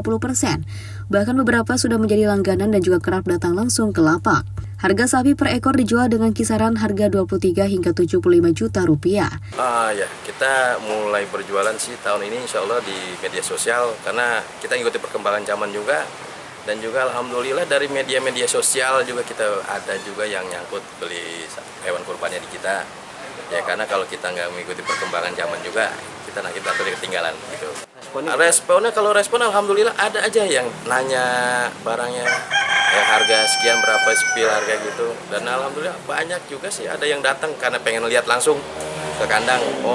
Karena ditakuti kalau di media sosial kan nggak sesuai karena kalau cuma digambar doang, tapi kalau lihat real langsung kita lihat real langsung barangnya nih seperti ini harga sekian, ini bobotnya sekian.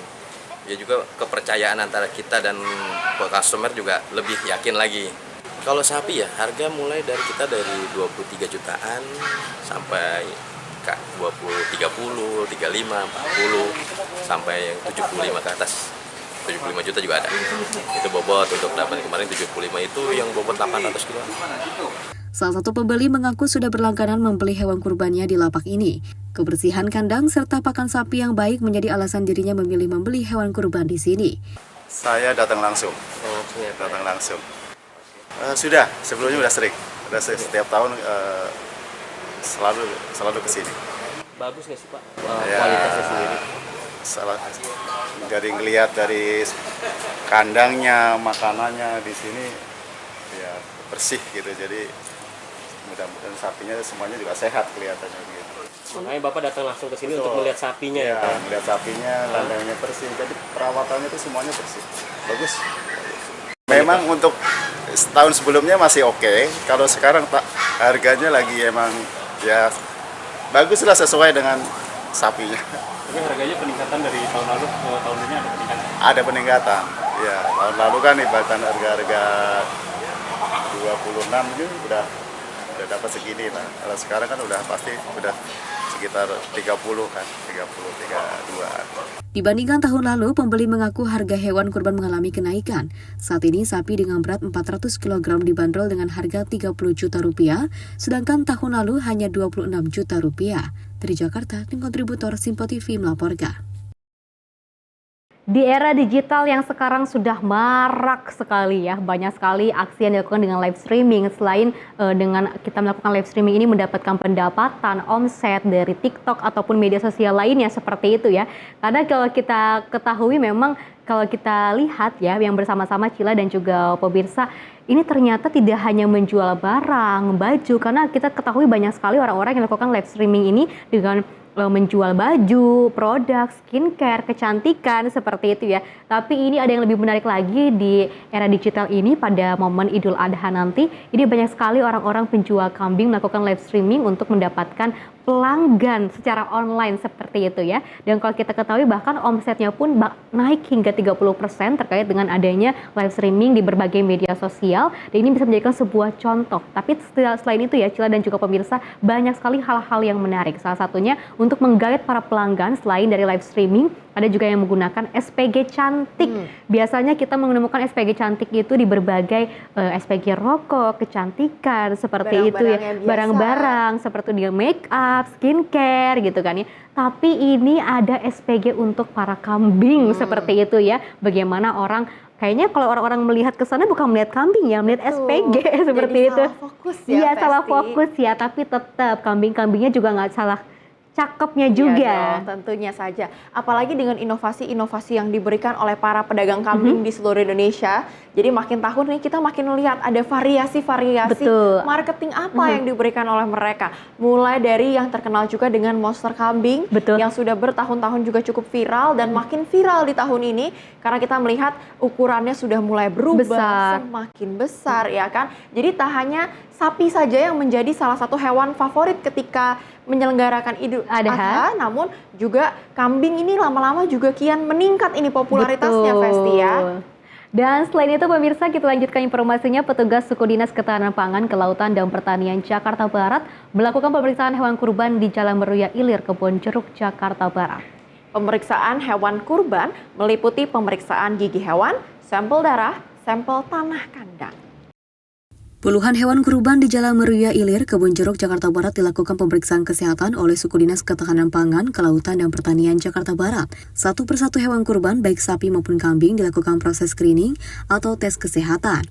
Screening hewan meliputi pemeriksaan gigi hewan, sampel darah, sampel tanah kandang. Pengecekan ini dilakukan untuk mengetahui kesehatan hewan kurban agar kualitas hewan yang dijual ke masyarakat sehat, layak untuk disembelih dan juga dikonsumsi serta terbebas dari penyakit hewan. Pemeriksaan hari ini kita melakukan pemeriksaan preparat ulas darah ya Mbak, kemudian pemeriksaan sampel tanah untuk dilakukan pengujian untuk penyakit antraks. Sejauh ini sudah ditemukan belum? Sejauh ini kami belum menemukan karena kita juga dari Puskesmas Wanak itu melakukan untuk 5 wilayah. Dan nanti jika sudah ditemukan tuh tindak lanjutnya seperti apa? Semoga tidak ditemukan, tapi jika ada ditemukan kita akan melakukan tindak lanjut berhubungan dengan penentu kebijakan untuk dilakukan seperti apa atau mungkin langkah-langkah yang diambil. Kita menunggu hasil dari pimpinan. Di Jakarta Barat sendiri ada berapa sih Bu tempat penampungan hewan kayak gini Bu? Penampungan hewan sampai sudah terperiksa saat ini ada 51 penampungan di 8 kecamatan.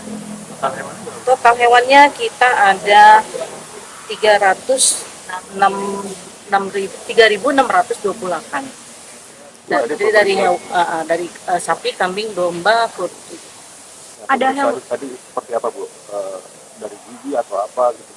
Mungkin diambilnya sampel preparat dari darah ya. Ulas darah kita ambil, kemudian dari sampel tanahnya. Nanti kita ujikan ke lab. Hasilnya mungkin bisa dihasilkan besok. Namun karena semua wilayah kita lakukan pengujian, nanti serentak akan kita umumkan melalui atau kita laporkan kepada kepala dinas.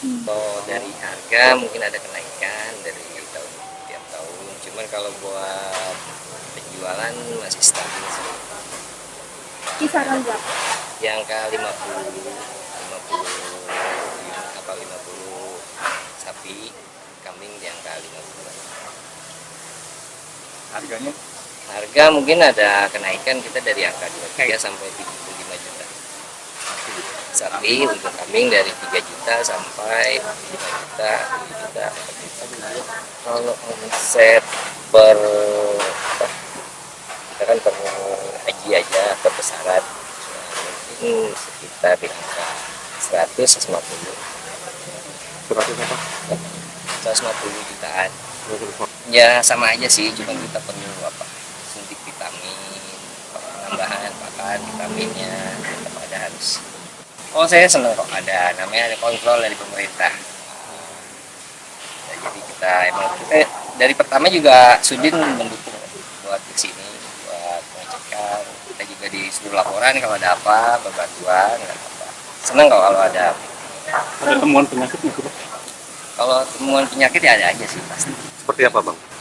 Kalau buat hari-hari kayak gini paling pilek, sakit mata, batuk gitu doang, sama aja. Nah untuk mengantisipasinya seperti apa Bang? Ya peningkatannya itu lewat suntik imunnya, vitamin aja. Setelah dilakukan pemeriksaan hewan kurban yang dinyatakan sehat, petugas suku Dinas Ketahanan Pangan, Kelautan, dan Pertanian Jakarta Barat kemudian memberikan sertifikasi hewan layak jual kepada pedagang kurban serta menempeli stiker di lokasi lapak penjualan hewan kurban. Dari Jakarta, tim kontributor Simpo TV melaporkan. Tentunya pemirsa, pada momen Idul Adha penjual kambing tidak hanya kambing biasa, namun juga kambing ukuran besar atau jumbo juga banyak dicari warga untuk dijadikan dengan hewan kurban. Pemilik kambing sendiri menyebutnya monster goats karena kambing ini memiliki ukuran tubuh yang tinggi dan besar. Penasaran dengan harga dan bentuk kambing monster unik ini? Mari kita simak liputannya.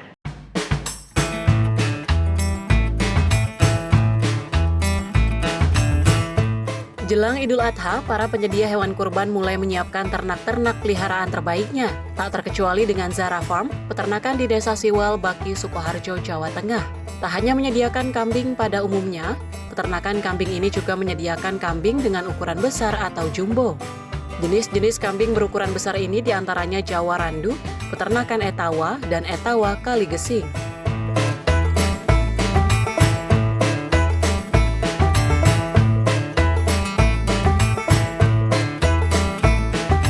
Pemilik peternakan mengatakan populasi kambing ukuran besar yang disediakan tahun ini sebanyak 67 ekor. Dari jumlah itu, 90% diantaranya telah dipesan warga untuk dijadikan sebagai hewan kurban pada Hari Raya Idul Adha. Pemilik peternakan sendiri membagi 3 kategori untuk kambing ukuran besar miliknya, yakni super, jumbo, dan monster. Hewan ukuran ini ternyata banyak peminat karena pembeli ingin memberikan kambing terbaik untuk dijadikan hewan kurban. Sementara salah satu pembeli mengetahui adanya penjualan kambing ukuran besar untuk hewan kurban. Dari informasi warga, kambing ukuran besar menjadi pilihan karena ingin memberikan hewan kurban yang sehat dan berkualitas.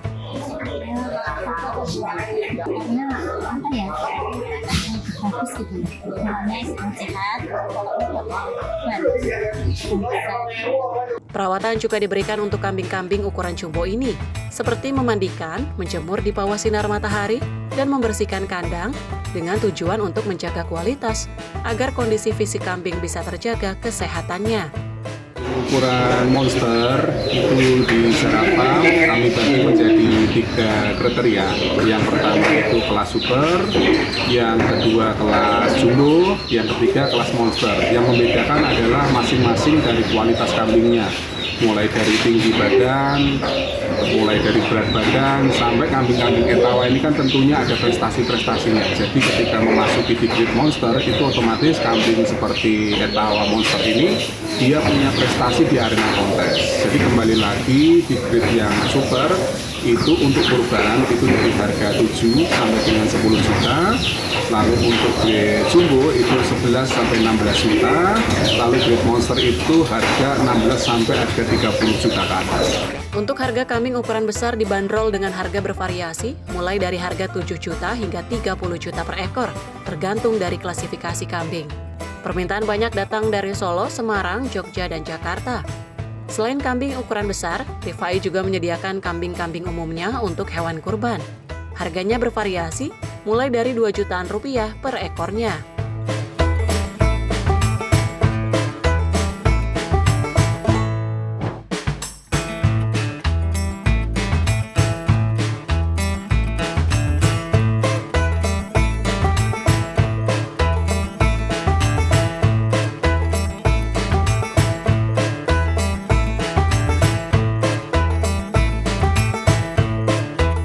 Dari Sukoharjo, Jawa Tengah, tim kontributor Simpo TV.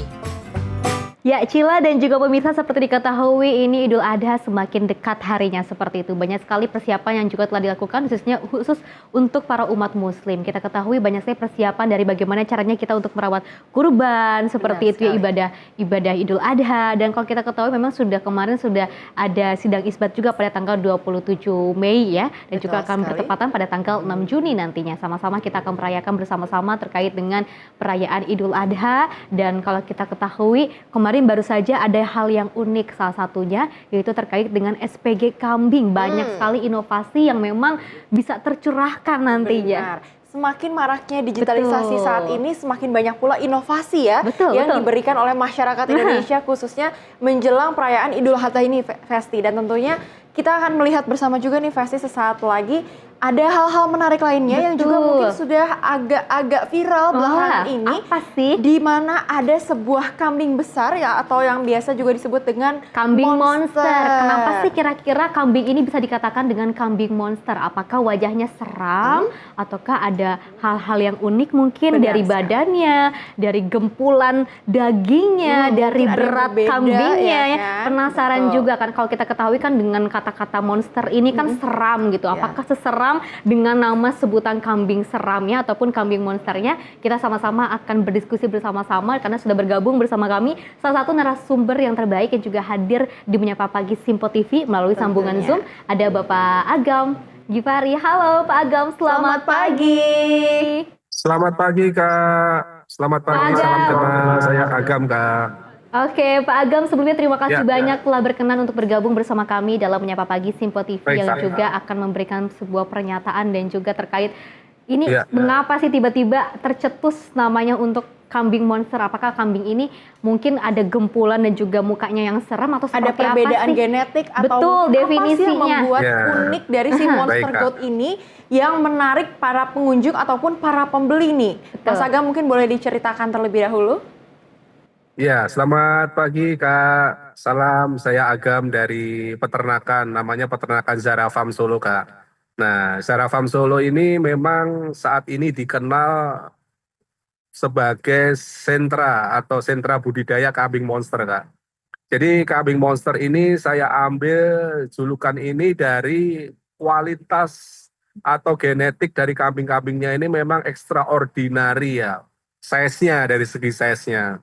Jadi kalau kita lihat di khalayak masyarakat biasa, itu kan di pedagang-pedagang atau di peternakan yang lain, itu rata-rata mungkin kambing dengan ukuran-ukuran yang jamak kita lihat sudah banyaklah kita lihat di media atau kita lihat langsung. Tapi di Zara Farm ini uniknya adalah kambing-kambing memang extraordinary dari segi size-nya maupun dari kualitasnya Kak. Jadi dari tinggi badannya itu mulai dari 1 meter sampai 115 cm ada.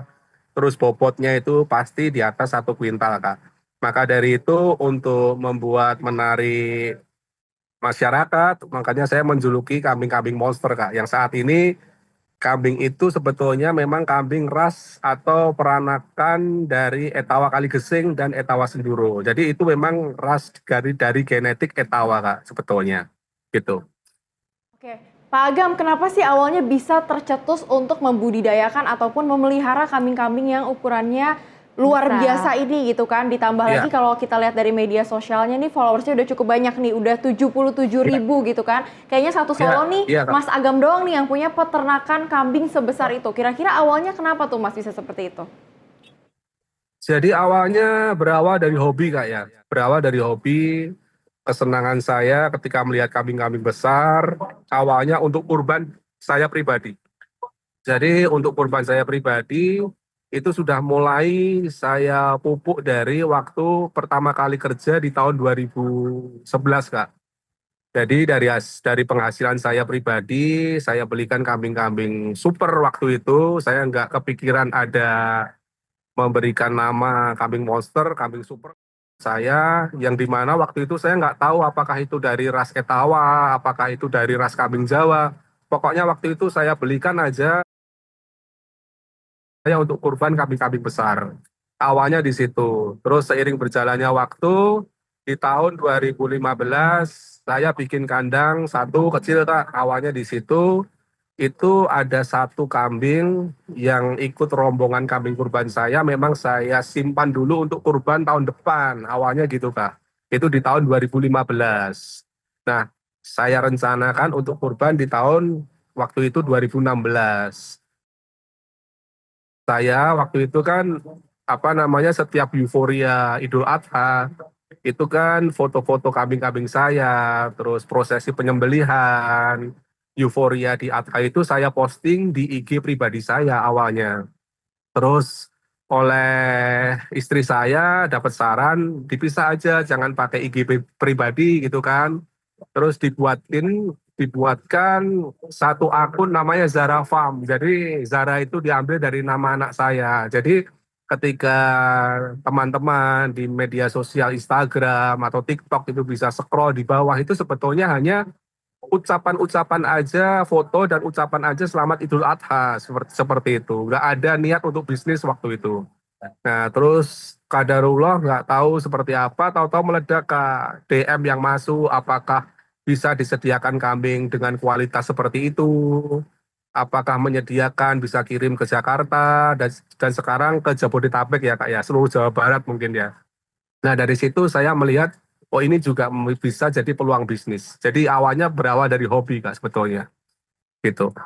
Dari hobi akhirnya sekarang menghasilkan cuan ya, seperti itu ya Mas Agam ya. Iya, Tapi tadi juga saya sempat betul. melihat dari beberapa VT terkait dengan kambingnya sangat gemuk-gemuk sekali ya, sehat, bersih. Iya. Ini kira-kira ada berapa kambing Mas Agam yang sudah terjual, dan dari segi jumlah yang belum terjual ini ada berapa? Dan kalau diketahui kan ini sangat gempal-gempal, terus juga tinggi-tinggi, bersih. Untuk perawatannya Iya. seperti apa? Dan juga aku juga pengen tahu gitu ya, kita berdua tentunya juga ingin tahu gimana sih caranya untuk bisa merawat kambing supaya tetap sehat, berapa kali sehari untuk pembersihannya. Silakan Mas Agam. Iya. Jadi untuk total populasi di Zara Farm saat ini, karena ini adalah puncak dari bisnis dari setiap farm ya, yaitu Idul Adha, Kak. Populasi ada 891 ekor, Pak. Ya, jadi itu nggak semua kambing monster ya. Jadi kambing monster itu di angka 121 ekor. Sisanya adalah kambing-kambing mulai dari grade ekonomis, middle class, sampai dengan grade super maupun monster. Jadi ada beberapa klasifikasi kalau di kami, Kak. Gitu. Nah, kalau terkait dengan perawatan, tentunya untuk kambing-kambing yang kualitas monster dari jenis genetik ras Etawa Kaligesing maupun Etawa Senduro ini, itu kami ada treatment khusus. Kenapa ada treatment khusus? Karena memang pendekatan atau perawatannya berbeda dengan kambing yang diperuntukkan untuk pedaging setiap hari atau kambing Jawa. Jadi kita memang mempertahankan, tujuannya adalah untuk mempertahankan kualitas dari kambing-kambing itu sendiri. Yaitu perawatan yang pertama tentunya dari kebersihan kandang, Kak. Jadi kebersihan kandang itu kami lakukan SOP itu setiap hari pagi dan sore. Itu kandang wajib bersih, Kak. Jadi kambing kalau pagi kita keluarkan dulu, kita jemur 15 menit di antara jam 8 sampai jam 10. Dari masing-masing kambing kami gilir Kak, beberapa kambing, terus kami bersihkan oleh anak-anak kandang atau ABK namanya, yaitu dibersihkan setiap mulai dari dalam kandang maupun dari depan setiap kandang-kandang masing-masing kambingnya. Terus yang kedua perawatannya tentunya dari kebersihan badan atau bulu dari kambing-kambing monster. Jadi untuk kambing klasifikasi monster itu adalah wajib 1 minggu sekali mandi Kak.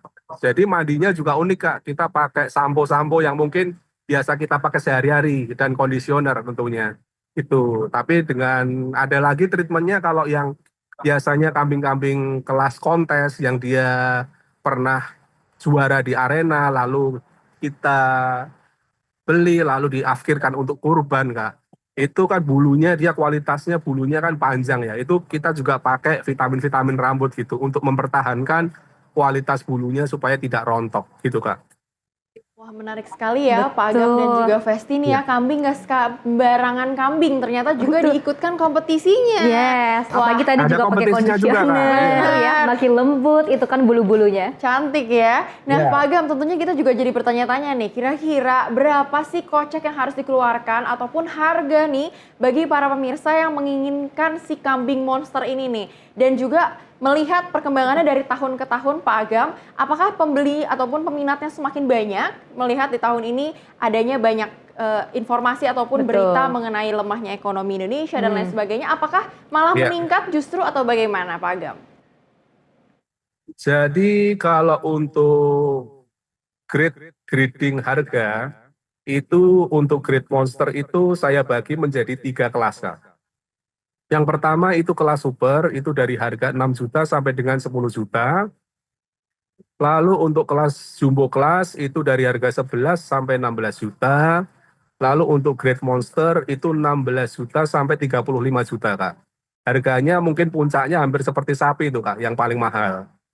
Nah lalu untuk saat ini terkait dengan kondisi perekonomian yang memang relatif baru turun ya, terutama daya beli. Nah, alhamdulillah di kami di Zara Farm tetap stabil Kak untuk permintaan kambing-kambing monster atau kambing jumbo ya. Jadi alhamdulillah masyarakat kita khususnya umat muslim kesadaran akan untuk berkurban itu sangat tinggi sekali. Bahkan di Zara Farm tahun ini muncul banyak new customer Kak, yang selain loyal customer yang setiap tahun repeat order, saat ini muncul hampir 50% itu adalah new customer rata-rata. Yang kemarin ketika saya mintain keterangan, apakah pernah kurban dengan kambing-kambing monster, jawabannya belum. Jadi memang first experience buat mereka beli kambing-kambing monster. Jadi alhamdulillah di Zara Farm memang stabil untuk permintaan kambing-kambing monster Kak.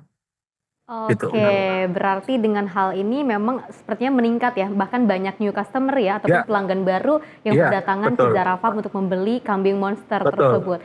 Oke, tadi Mas Agam juga sempat menjelaskan terkait berapa harga dari kambing-kambing tersebut, ada juga yang belasan juta, ada yang puluhan juta seperti itu ya. Kira-kira biaya yang dikeluarkan perawatan untuk Mas Agam sendiri ataupun dana pribadi yang dikeluarkan oleh Mas Agam, berapa sih kira-kira perawatan ataupun kisaran untuk merawat kambing monster dan juga lainnya? Silakan Mas Agam.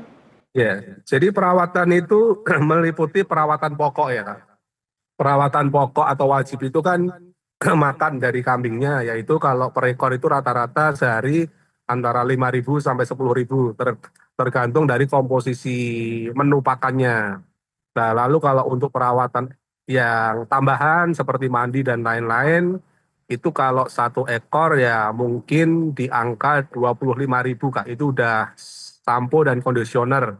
Nah, tentunya kalau untuk perawatan ini saya lebih baik keluar ongkos lebih, tapi kualitas kambingnya terjaga.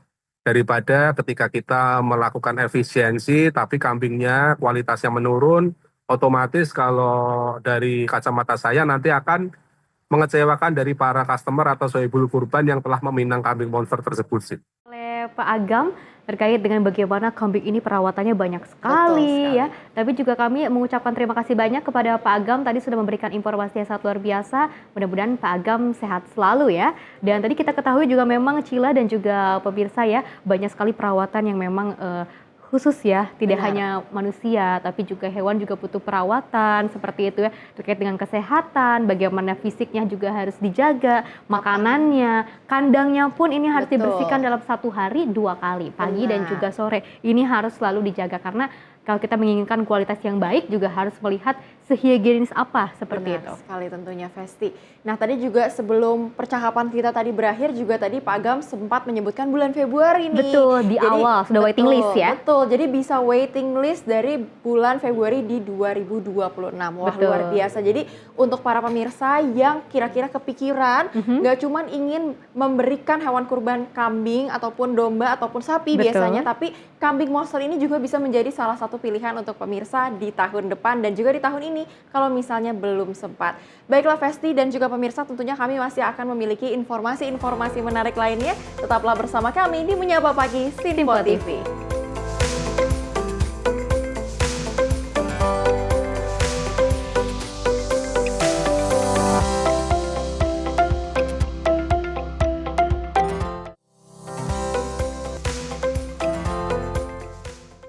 Kami hadir dengan rangkaian informasi dari berbagai penjuru dunia.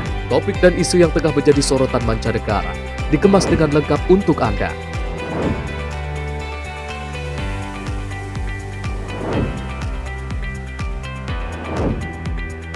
Peristiwa penting yang terjadi dari berbagai belahan dunia kini hadir dalam Sinpo Dunia setiap Senin hingga Jumat pukul 7:30 malam hanya di Sinpo TV.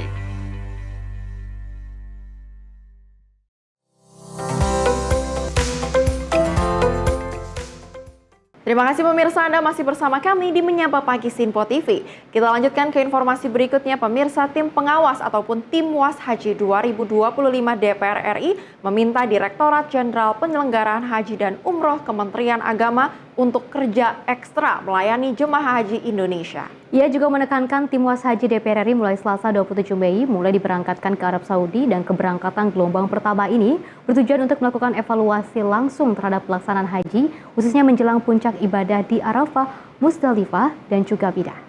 Tim Pengawas Haji 2025 DPR RI meminta Direktorat Jenderal Penyelenggaraan Haji dan Umroh Kementerian Agama untuk bekerja lebih maksimal dalam melayani jemaah haji Indonesia. Sebab pihaknya masih mendengar keluhan dari para jemaah yang terpisah, khususnya yang suami istri dalam satu kloter, tetapi secara penginapan terpisah. Ketua DPR RI Bidang Koordinator Kesejahteraan Rakyat Cucun Ahmad Samsurizal, usai rapat paripurna yang diselenggarakan di Gedung Nusantara II DPR RI pada Selasa 27 Mei lalu, menyampaikan bahwa tim Was DPR mulai hari ini mulai diberangkatkan ke Arab Saudi. Keberangkatan gelombang pertama ini bertujuan untuk melakukan evaluasi langsung terhadap pelaksanaan haji, khususnya menjelang puncak ibadah di Arafah, Musdalifah, dan juga Mina.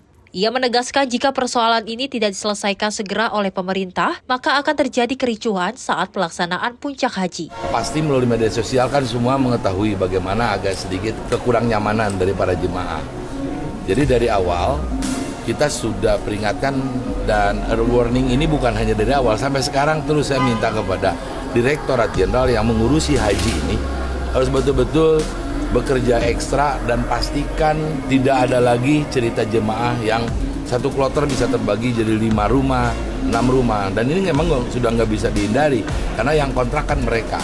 Kementerian Agama RI melalui sistem komputerisasi haji terpadu mencatat hingga Selasa 27 Mei 2025 pukul 10.46 waktu Arab Saudi. Sebanyak 177.233 jemaah calon haji Indonesia telah tiba di Tanah Suci. Jumlah itu mencakup 87,17% dari total rencana kedatangan jemaah haji reguler sebesar 203.320.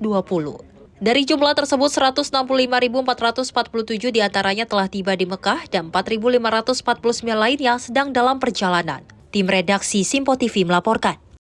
Selain itu, pemirsa, kartu nusuk telah didistribusikan kepada 95% jemaah haji Indonesia di Mekah. PPIH menghimbau jemaah untuk membatasi umroh sunnah dan beribadah di masjid hotel karena cuaca panas dan kepadatan Masjidil Haram. Kartu nusuk bagi jemaah haji Indonesia yang telah tiba di Tanah Suci kini sudah terdistribusi ke hampir seluruh jemaah. Dengan capaian 95%, ini mencakup jemaah haji reguler maupun khusus. Penyelenggaraan ibadah haji tahun ini juga melibatkan kerjasama antara petugas penyelenggara ibadah haji dengan 8 syarikah untuk mendukung kelancaran layanan. Kepala Biro Humas dan Komunikasi Publik Ahmad Fauzin menyampaikan saat ini seluruh jemaah haji Indonesia telah berada di Mekah setelah selesainya layanan di Madinah. Mengingat tingginya kepadatan terutama di Masjidil Haram, PPIH mengimbau agar jemaah membatasi ibadah umroh sunnah yang berulang guna menghindari kelelahan fisik. Jemaah juga diminta memanfaatkan waktu untuk memperdalam manasik haji bersama pembimbing ibadah di pemondokan.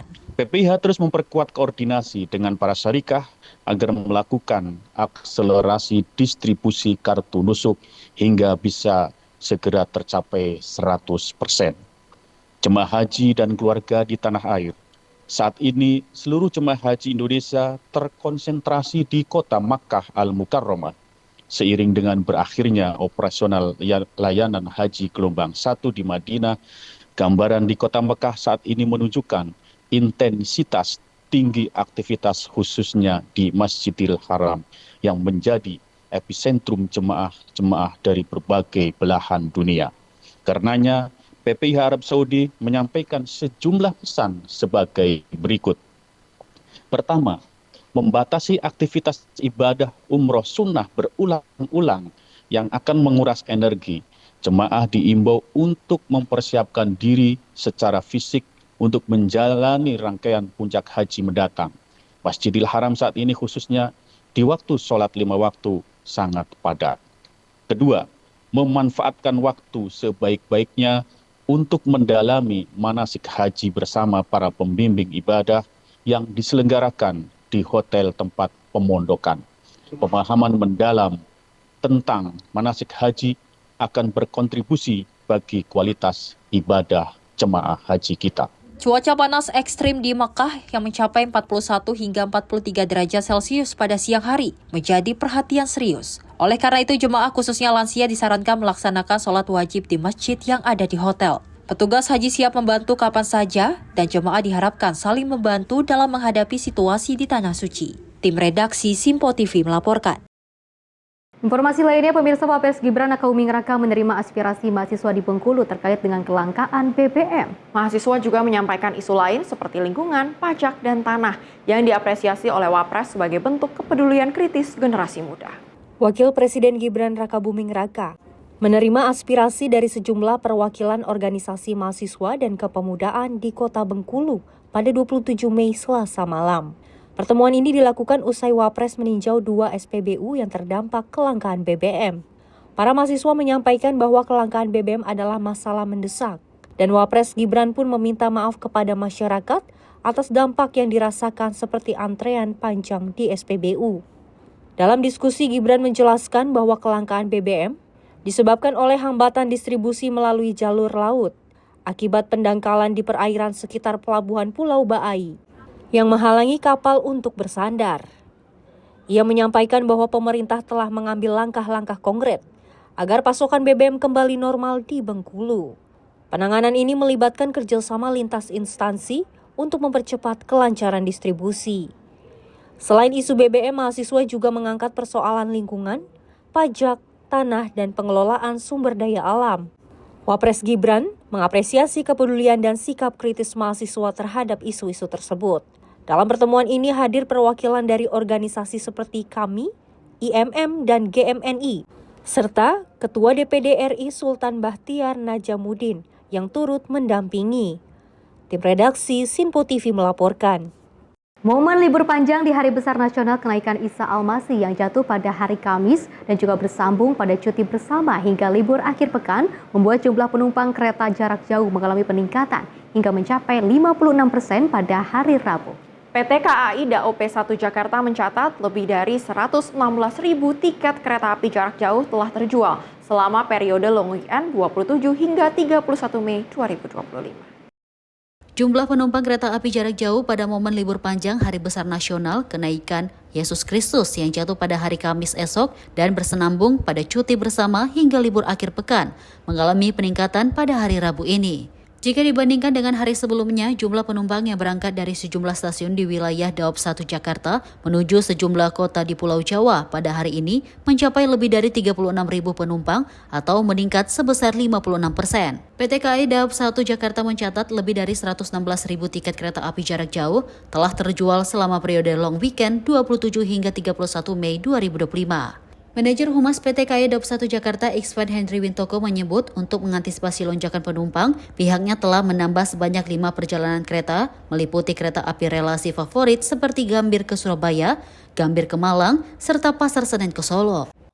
Hari Besar Nasional Kenaikan Isa Al-Masih, kemudian cuti bersama, dan libur akhir pekan pada Mei 2025.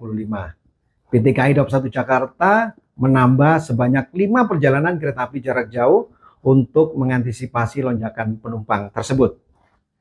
Penambahan ini meliputi kereta api relasi favorit seperti Gambir ke Surabaya, Gambir ke Malang, hingga Pasar Senen ke Solo. Operasional kereta api tambahan akan berlangsung pada tanggal 27 Mei hingga 31 Mei 2025. Agar perjalanan libur mereka berjalan lancar, para pelanggan dihimbau untuk mengecek kembali tiket yang dimiliki serta memeriksa kesesuaian tanggal, jadwal maupun nama kereta api. Dari Jakarta, Dio Malau, Simpo TV melaporkan. Senang sekali ya, Cila dan juga pemirsa, kalau kita ngelihat pemirsa Simpo TV gitu ya, dimanapun Anda berada di hari ataupun tanggal merah ini bisa berliburan bersama keluarga ataupun dengan kerabat ataupun dengan teman-teman, sahabat, besti seperti itu ya.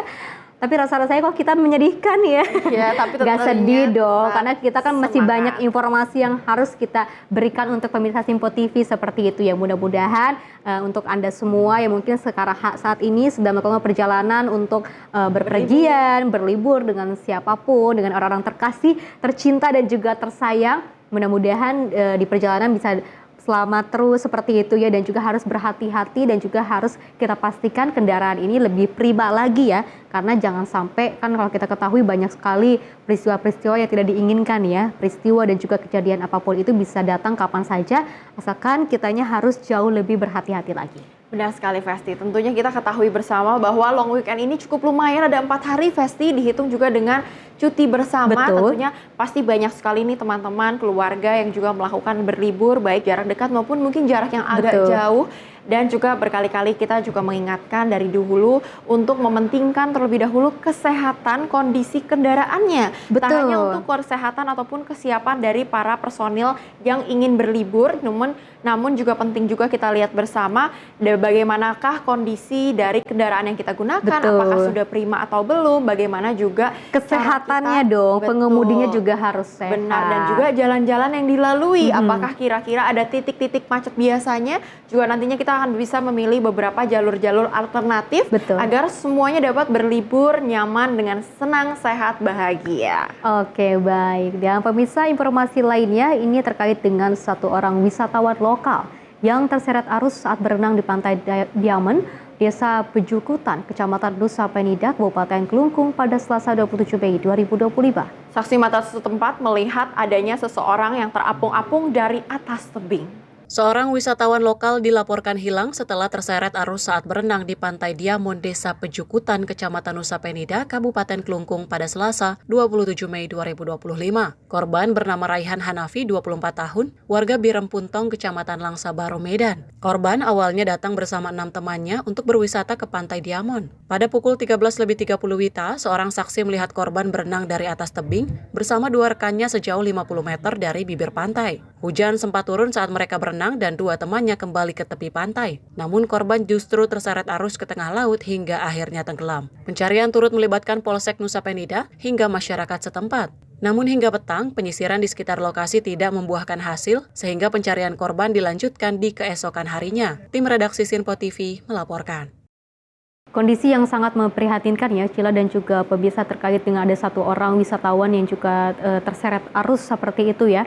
Kita ketahui di momen hari libur ini seperti itu ya, cuti bersama di tanggal merah seperti ini, untuk dimanfaatkan hal-hal yang positif seperti itu ya. Ketika kita untuk memilih tempat berlibur, alangkah lebih baiknya untuk memilih ya keselamatan dan juga kesafetiannya seperti itu ya, karena kalau kita ketahui apalagi di tempat-tempat yang seperti sungai dan yang rawan. Betul, dan apapun bentuknya itu ya, perairan ini kan kadang-kadang sangat menakutkan ya, apalagi dengan arusnya yang mungkin kalau kita lihat tenang tapi ternyata itu deras sekali seperti itu ya. Dan maka lebih baiknya mungkin kita lebih liburan ke tempat-tempat yang tidak membahayakan seperti itu ya. Harus bisa lebih memilah-milah lagi dan juga harus lebih waspada lagi, karena kita kan ketahui untuk berlibur ini untuk kesenangan. Betul. Seperti itu ya, untuk melepaskan pening dan juga penat. Benar sekali Festi, tentunya kami juga ingin selalu menghimbau dan memberikan perhatian nih khususnya kepada para penonton setia Sinpo TV. Betul. Tentunya agar selalu berhati-hati dimanapun, kapanpun, karena tanggal sial tidak ada di kalender Festi. Betul. Maka itu kita selalu harus berhati-hati meskipun kita lagi berlibur sejenak, sedang bersenang-senang, berkumpul, bertemu dengan keluarga, sanak saudara, besti ataupun pasangan, tentu juga perlu kita perhatikan bersama. Dan tentunya kami segenap keluarga Sinpo TV juga turut mengucapkan bela sungkawa yang sedalam-dalamnya untuk korban-korban yang terkena imbasnya dalam kejadian tersebut. Ya, pemirsa, informasi lainnya akan terus kami hadirkan usai jeda berikut ini.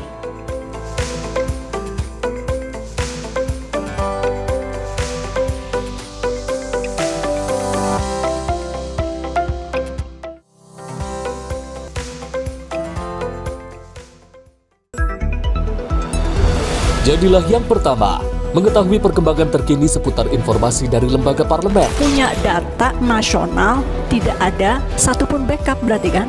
Tiba-tiba ada putusan yang nggak masuk akal dan seperti ini gitu loh. Kita biarkan rekomendasi kepada KPK, periksa! Kami hadirkan informasi paling akurat untuk mengawal setiap informasi dalam rapat komisi dan paripurna. Tentunya bersama saya Andi Rezaldi yang telah kami rangkum dalam program Sinpo Parlemen. Saya Arif Rifani. Saksikan Sinpo Parlemen setiap Sabtu pukul 6 pagi, hanya di Sinpo TV.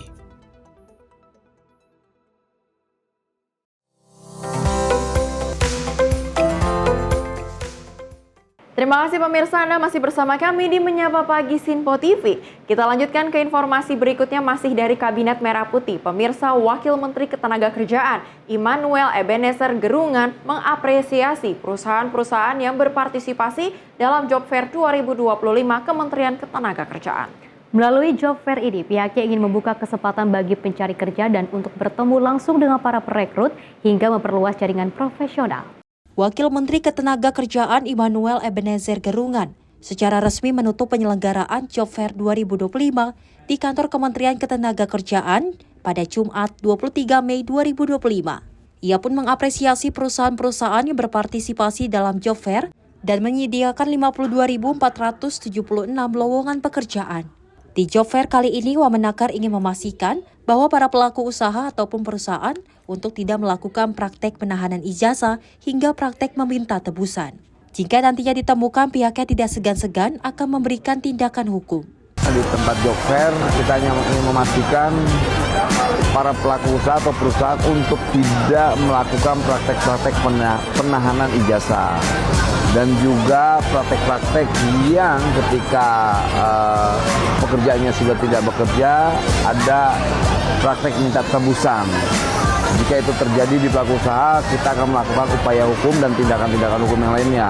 Seperti diketahui, Job Fair atau pameran bursa kerja adalah sarana bagi pemberi kerja atau perusahaan dan lembaga perekrutan untuk bertemu dengan pencari kerja secara langsung dan menawarkan peluang pekerjaan. Dari Jakarta, tim redaksi Sinpo TV melaporkan. Selain itu, pemirsa, dari Wakil Menteri Ketenagakerjaan ataupun Wamenakar, Immanuel Ebenezer juga menegaskan bahwa syarat usia dan penampilan ataupun good looking dalam proses rekrutmen akan dihapus. Hal ini menjadi langkah lanjutan yang dilakukan Kemenaker dalam sebelumnya juga sempat mengeluarkan surat edaran mengenai larangan penahanan ijazah karyawan oleh perusahaan. Kementerian Ketenagakerjaan berencana menghapus sejumlah syarat kerja yang dinilai diskriminatif dan menyulitkan pencari kerja di Indonesia. Kebijakan ini bertujuan membuka akses kerja yang lebih adil dan inklusif, khususnya bagi kelompok pencari kerja yang selama ini terpinggirkan oleh batas usia, penampilan, atau status perkawinan. Dengan dihapusnya syarat-syarat non-esensial di lowongan kerja, pemerintah ingin mendorong dunia kerja agar lebih berfokus pada kompetensi dan kapabilitas individu. Penghapusan syarat itu akan menjadi kelanjutan dari kebijakan sebelumnya, yakni larangan bagi perusahaan untuk menahan ijazah dan dokumen pribadi milik karyawan. Wakil Menteri Ketenagakerjaan Immanuel Ebenezer menegaskan bahwa pemerintah akan segera menghapus syarat usia dalam proses rekrutmen. Kita berharap karena sudah ada regulasi di Kementerian Tenaga Kerja yaitu surat edaran. Untuk sementara ini adalah surat edaran. Kemudian nanti next akan kita buat yang namanya permen. Dan satu lagi yang gak kalah penting, kita berharap mitra industri kita tidak lagi memberi persyaratan untuk para pencari kerja yang begitu berat.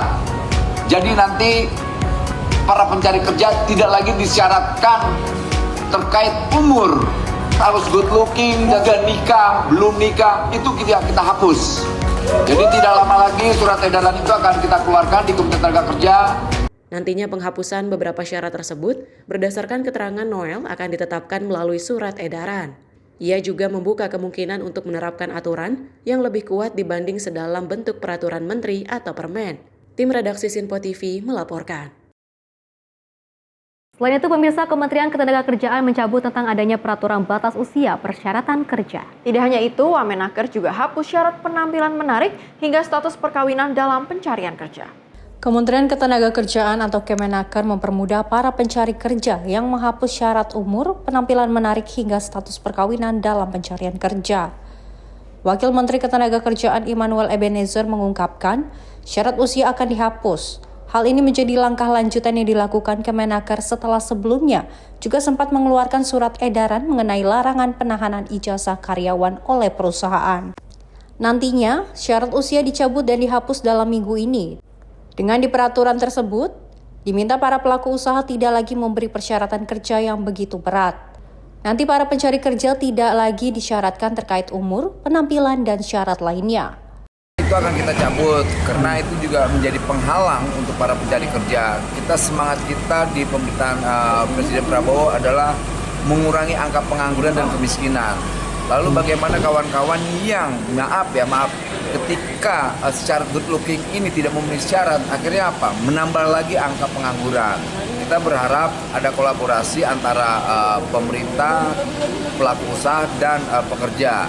Dan kita coba ingin memberi sebuah kesempatan untuk para pencari kerja yang maaf sekali, yang kurang menguntungkan dengan syarat itu, good looking ini.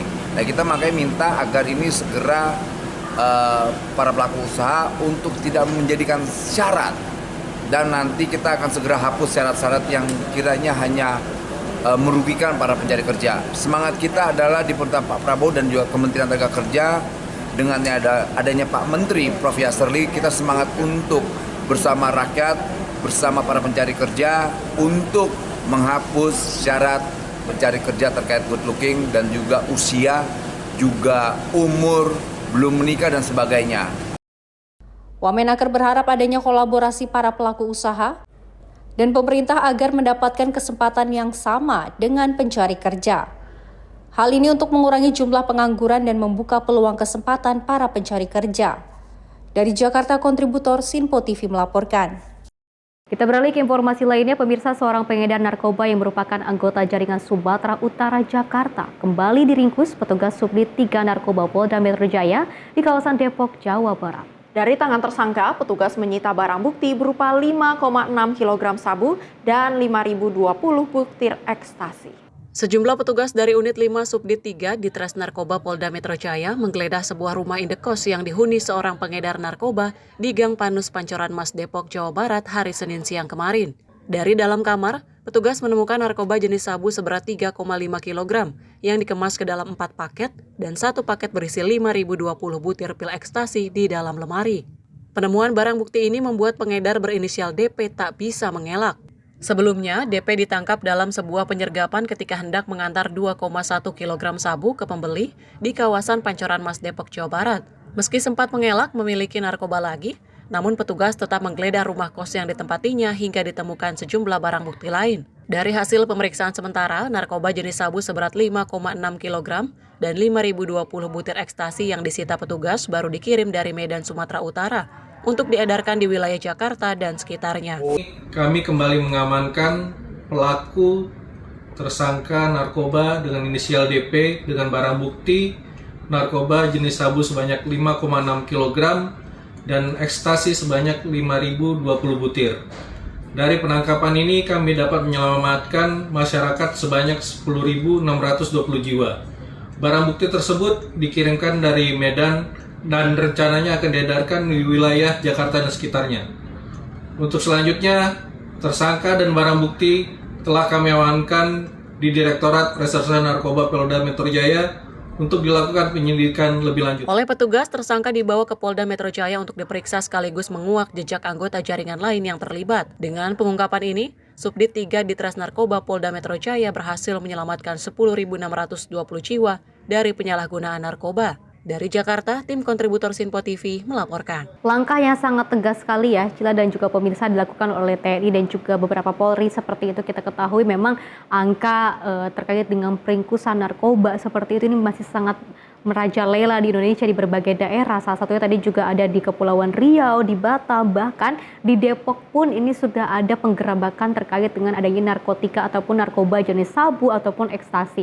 Dan seperti diketahui memang untuk memberantas terkait dengan kasus-kasus narkoba, di mana TNI Polri juga sama-sama untuk bersinergi bersama-sama untuk menggerebek seperti itu ya, dan juga mengamankan barang-barang yang haram ataupun barang-barang yang terlarang ini.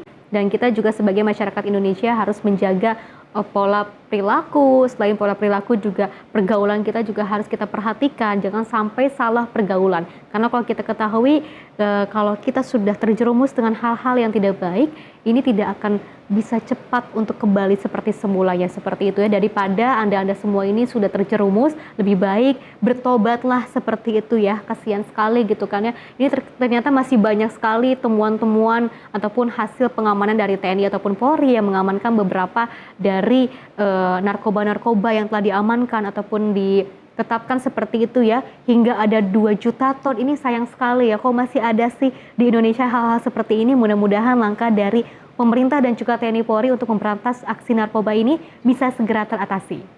Betul sekali Festi, tentunya juga banyak sekali yang pastinya tak habis pikir akan kelakuan-kelakuan dari orang-orang yang masih menggunakan narkotika hingga saat ini. Karena mengingat juga Festi banyak sekali cara-cara yang diusahakan, seperti misalnya kalau zaman dulu kita juga pernah mendengar adanya jenis narkoba yang dimasukkan ke dalam tubuh untuk lintas pulau ataupun lintas negara bahkan juga baru-baru ini kita kembali mendengarkan adanya teknik-teknik lain yang misalnya dimasukkan ke dalam teh menjadi seperti teh Cina ya. Betul, teh Cina. Jadi seperti sebuah minuman yang layak untuk dikonsumsi namun lagi-lagi ternyata isinya adalah barang haram. Betul. Lagi-lagi hal ini tentunya sangat disayangkan dan tentunya kembali tak segan-segan tak penat-penatnya pemerintah, institusi, Polri, TNI, kita semuanya juga bersatu padu untuk saling mengingatkan kerabat terdekat kita, kiri kanan kita, tetangga kita untuk menjauhi barang-barang tersebut. Terlarang. Benar sekali. Dan tentunya untuk selalu sadar apabila sudah merasa mulai ingin terjerumus, mungkin kita bisa terlebih dahulu mengajukan diri untuk rehabilitasi. Dibandingkan ditangkap ya kan dengan keadaan yang kurang baik dan kurang nyaman, lebih baik kita bersama-sama evaluasi diri, menyadarkan kerabat-kerabat keluarga terutama kita agar segera beralih ataupun segera mengunjungi rehabilitasi agar dapat segera teratasi dan juga diobati. Amin, mudah-mudahan cepat teratasi ya dan tidak ada lagi kasus narkotika ataupun jenis-jenis lainnya yang juga merajalela di Indonesia. Kita lanjutkan informasi lainnya, pemirsa. Direktorat Imigrasi berhasil meringkus 3 orang warga negara asing atas dugaan kepemilikan dan juga penyimpangan uang palsu di Indonesia. Selain kasus tersebut, ketiga WNA asing ini turut menyalahgunakan visa izin tinggal di Indonesia. Direktorat Imigrasi berhasil meringkus 3 warga negara asing asal Kanada dan Kamerun atas dugaan kepemilikan dan penyimpanan uang palsu dan penyalahgunaan visa izin tinggal di Indonesia. Hal tersebut disampaikan oleh pelaksana tugas Direktur Jenderal Imigrasi Yuldi Yusman dalam konferensi pers di Kantor Imigrasi Jakarta pada Selasa 27 Mei lalu. Yuldi menerangkan ketiga tersangka ini berinisial FJN, TFN, dan BDD. Serta telah diamankan pada 22 Mei lalu di salah satu apartemen di Bilangan, Daan Mogot, Jakarta Barat. Adapun pengungkapan ini menemukan dana senilai $2.500 uang palsu dengan rincian penemuan di tempat tinggal TFN $1.600 dan $900 di tempat tinggal BDD. Kemudian untuk BDD tercatat masuk ke Indonesia pada 14 Desember 2024 menggunakan ITAS Investor. Setelah dilakukan pendalaman, BDD diduga berkegiatan tidak sesuai dengan izin tinggalnya pada tempat tinggal BDD yang masih di kawasan Daan Mogot, Jakarta Barat. Kemudian ditemukan uang cash senilai $900 yang juga diduga palsu. Adapun dari Bareskrim Polri mengenakan pasal 245 KUHP dengan penjara selama 15 tahun penjara. Dengan total penjara mencapai 50 orang per 2020 hingga 2023. Dari Bareskrim akan menerapkan pasal 245 KUHP, menyimpan, mengedarkan dan lain sebagainya untuk mengecek mendalami ya dari mana uang itu berasal, dengan alat apa dan akan digunakan untuk apa. Ya, sehingga jaringannya bisa kita ungkap. Nah, ancaman hukumannya di sini adalah 15 tahun penjara dan kemudian kita juga menyampaikan bahwa kasus terkait dengan uang palsu Amerika US dollar ini dari tahun 2023 sampai tahun 2025, khusus untuk Bareskrim Polri kita sudah menangani sekitar 50 tersangka yang sudah kita ungkap. Setelah pengungkapan ini dilakukan, ketiga WNA akan dilimpahkan ke Bareskrim Polri untuk proses hukum lebih lanjut dan akan berkoordinasi dengan pemerintah negara khususnya Kedutaan Besar Kamerun dan Kanada melalui Direktorat Kerjasama, Keimigrasian dan Bina Perwakilan. Dari Jakarta, Azizul Hakim Aldi, Sinpo TV melaporkan. Ini memang harus diperhatikan dari pihak imigrasi ya, terkait dengan adanya orang asing yang memang datang ke Indonesia, entah itu untuk berlibur, bekerja, ataupun bertemu dengan beberapa saudara yang memang berwarga negara Indonesia seperti itu ya. Karena kalau kita ketahui masih banyak sekali orang-orang yang nakal, tidak menggunakan visa sesuai izinnya, dokumennya juga masih belum sesuai, seperti itu ya, tidak sesuai dengan persyaratannya. Tapi kenapa masih lolos juga di keimigrasian? Maka dari itu ini harus segera dituntaskan, harus lebih diketatkan kembali seperti itu ya, apalagi sempat sebelumnya dari beberapa menteri juga mengunjungi ke beberapa bandara seperti itu ya untuk bagaimana pelayanan-pelayanan di sana dan juga memperbaiki pelayanan dan juga fasilitas yang ada di sana. Mudah-mudahan ini bisa menjadikan acuan untuk kita semua agar bisa berhati-hati dan juga harus memberikan dokumen-dokumen persyaratan yang lengkap seperti itu. Betul sekali, Festi. Tentunya ini juga bukan merupakan hal baru ataupun kejadian baru, tapi ini sudah beberapa kali sudah lama terjadi. Ini ya. Benar, dan tak hanya di Jakarta ataupun di Bali, tapi ada juga di kota-kota lainnya, tentunya yang dimana mereka menyalahgunakan visa ataupun izin tinggal di Indonesia, entah itu yang aslinya hanya untuk berlibur, tiba-tiba mereka juga ikut bekerja ataupun mencari cuan gitu kan di Indonesia, yang dimana itu nantinya juga akan mengefek atau kan memberikan efek kepada masyarakat Indonesia sendiri. Betul. Kita jadi kekurangan lapangan pekerjaan karena adanya penyalahgunaan izin visa tinggal di Indonesia oleh para warga negara asing. Dan tak hanya itu, Festi, juga hal-hal lain yang menyedihkan ialah apabila mereka juga melakukan tindakan-tindakan yang kurang baik ataupun yang kurang seperti sopan. kriminal seperti itu ya. Jadinya juga mengganggu masyarakat sekitar. Khususnya kita kalau sering dengar di Bali, Festi ya, arogan banget ya WNA di sana. Betul, misalnya mengendarai sepeda motor tanpa menggunakan helm, tidak memiliki SIM ataupun surat izin mengemudi, kemudian juga parkir liar sembarangan, berpakaian seenaknya. Betul sekali, kurang sopan dan bahkan lebih bisa dibilang ada beberapa kejadian yang menunjukkan arogansi mereka yang lebih tinggi. Kencang, betul, ataupun tinggi dibandingkan dengan para petugas ataupun TNI Polri kita ketika sedang menangkap mereka, Festi. Betul, dan mudah-mudahan ini menjadikan sebuah catatan untuk kita semua dan juga pemerintah khususnya yang bekerja di keimigrasian dan juga yang di tempat wisatawan seperti itu ya, untuk memberikan edukasi terkait bagaimana peraturan yang harus dipatuhi, tidak hanya dipatuhi oleh warga negara Indonesia tapi warga negara asing yang berkunjung ke Indonesia untuk berlibur ataupun bekerja lainnya. Ini harus segera dilihat dan juga ditaati dan diberikan peraturan yang seketat-ketatnya seperti itu ya, agar tidak adanya aksi arogansi yang semakin tinggi karena warga negara asing seperti itu. Dan pemirsa, informasi tadi sekaligus mengakhiri jumpa kita. Saya Festi Rahmadi dan saya Priska Priscilla mengucapkan terima kasih. Sampai jumpa dan sampai jumpa di Menyapa Pagi Sinpo TV.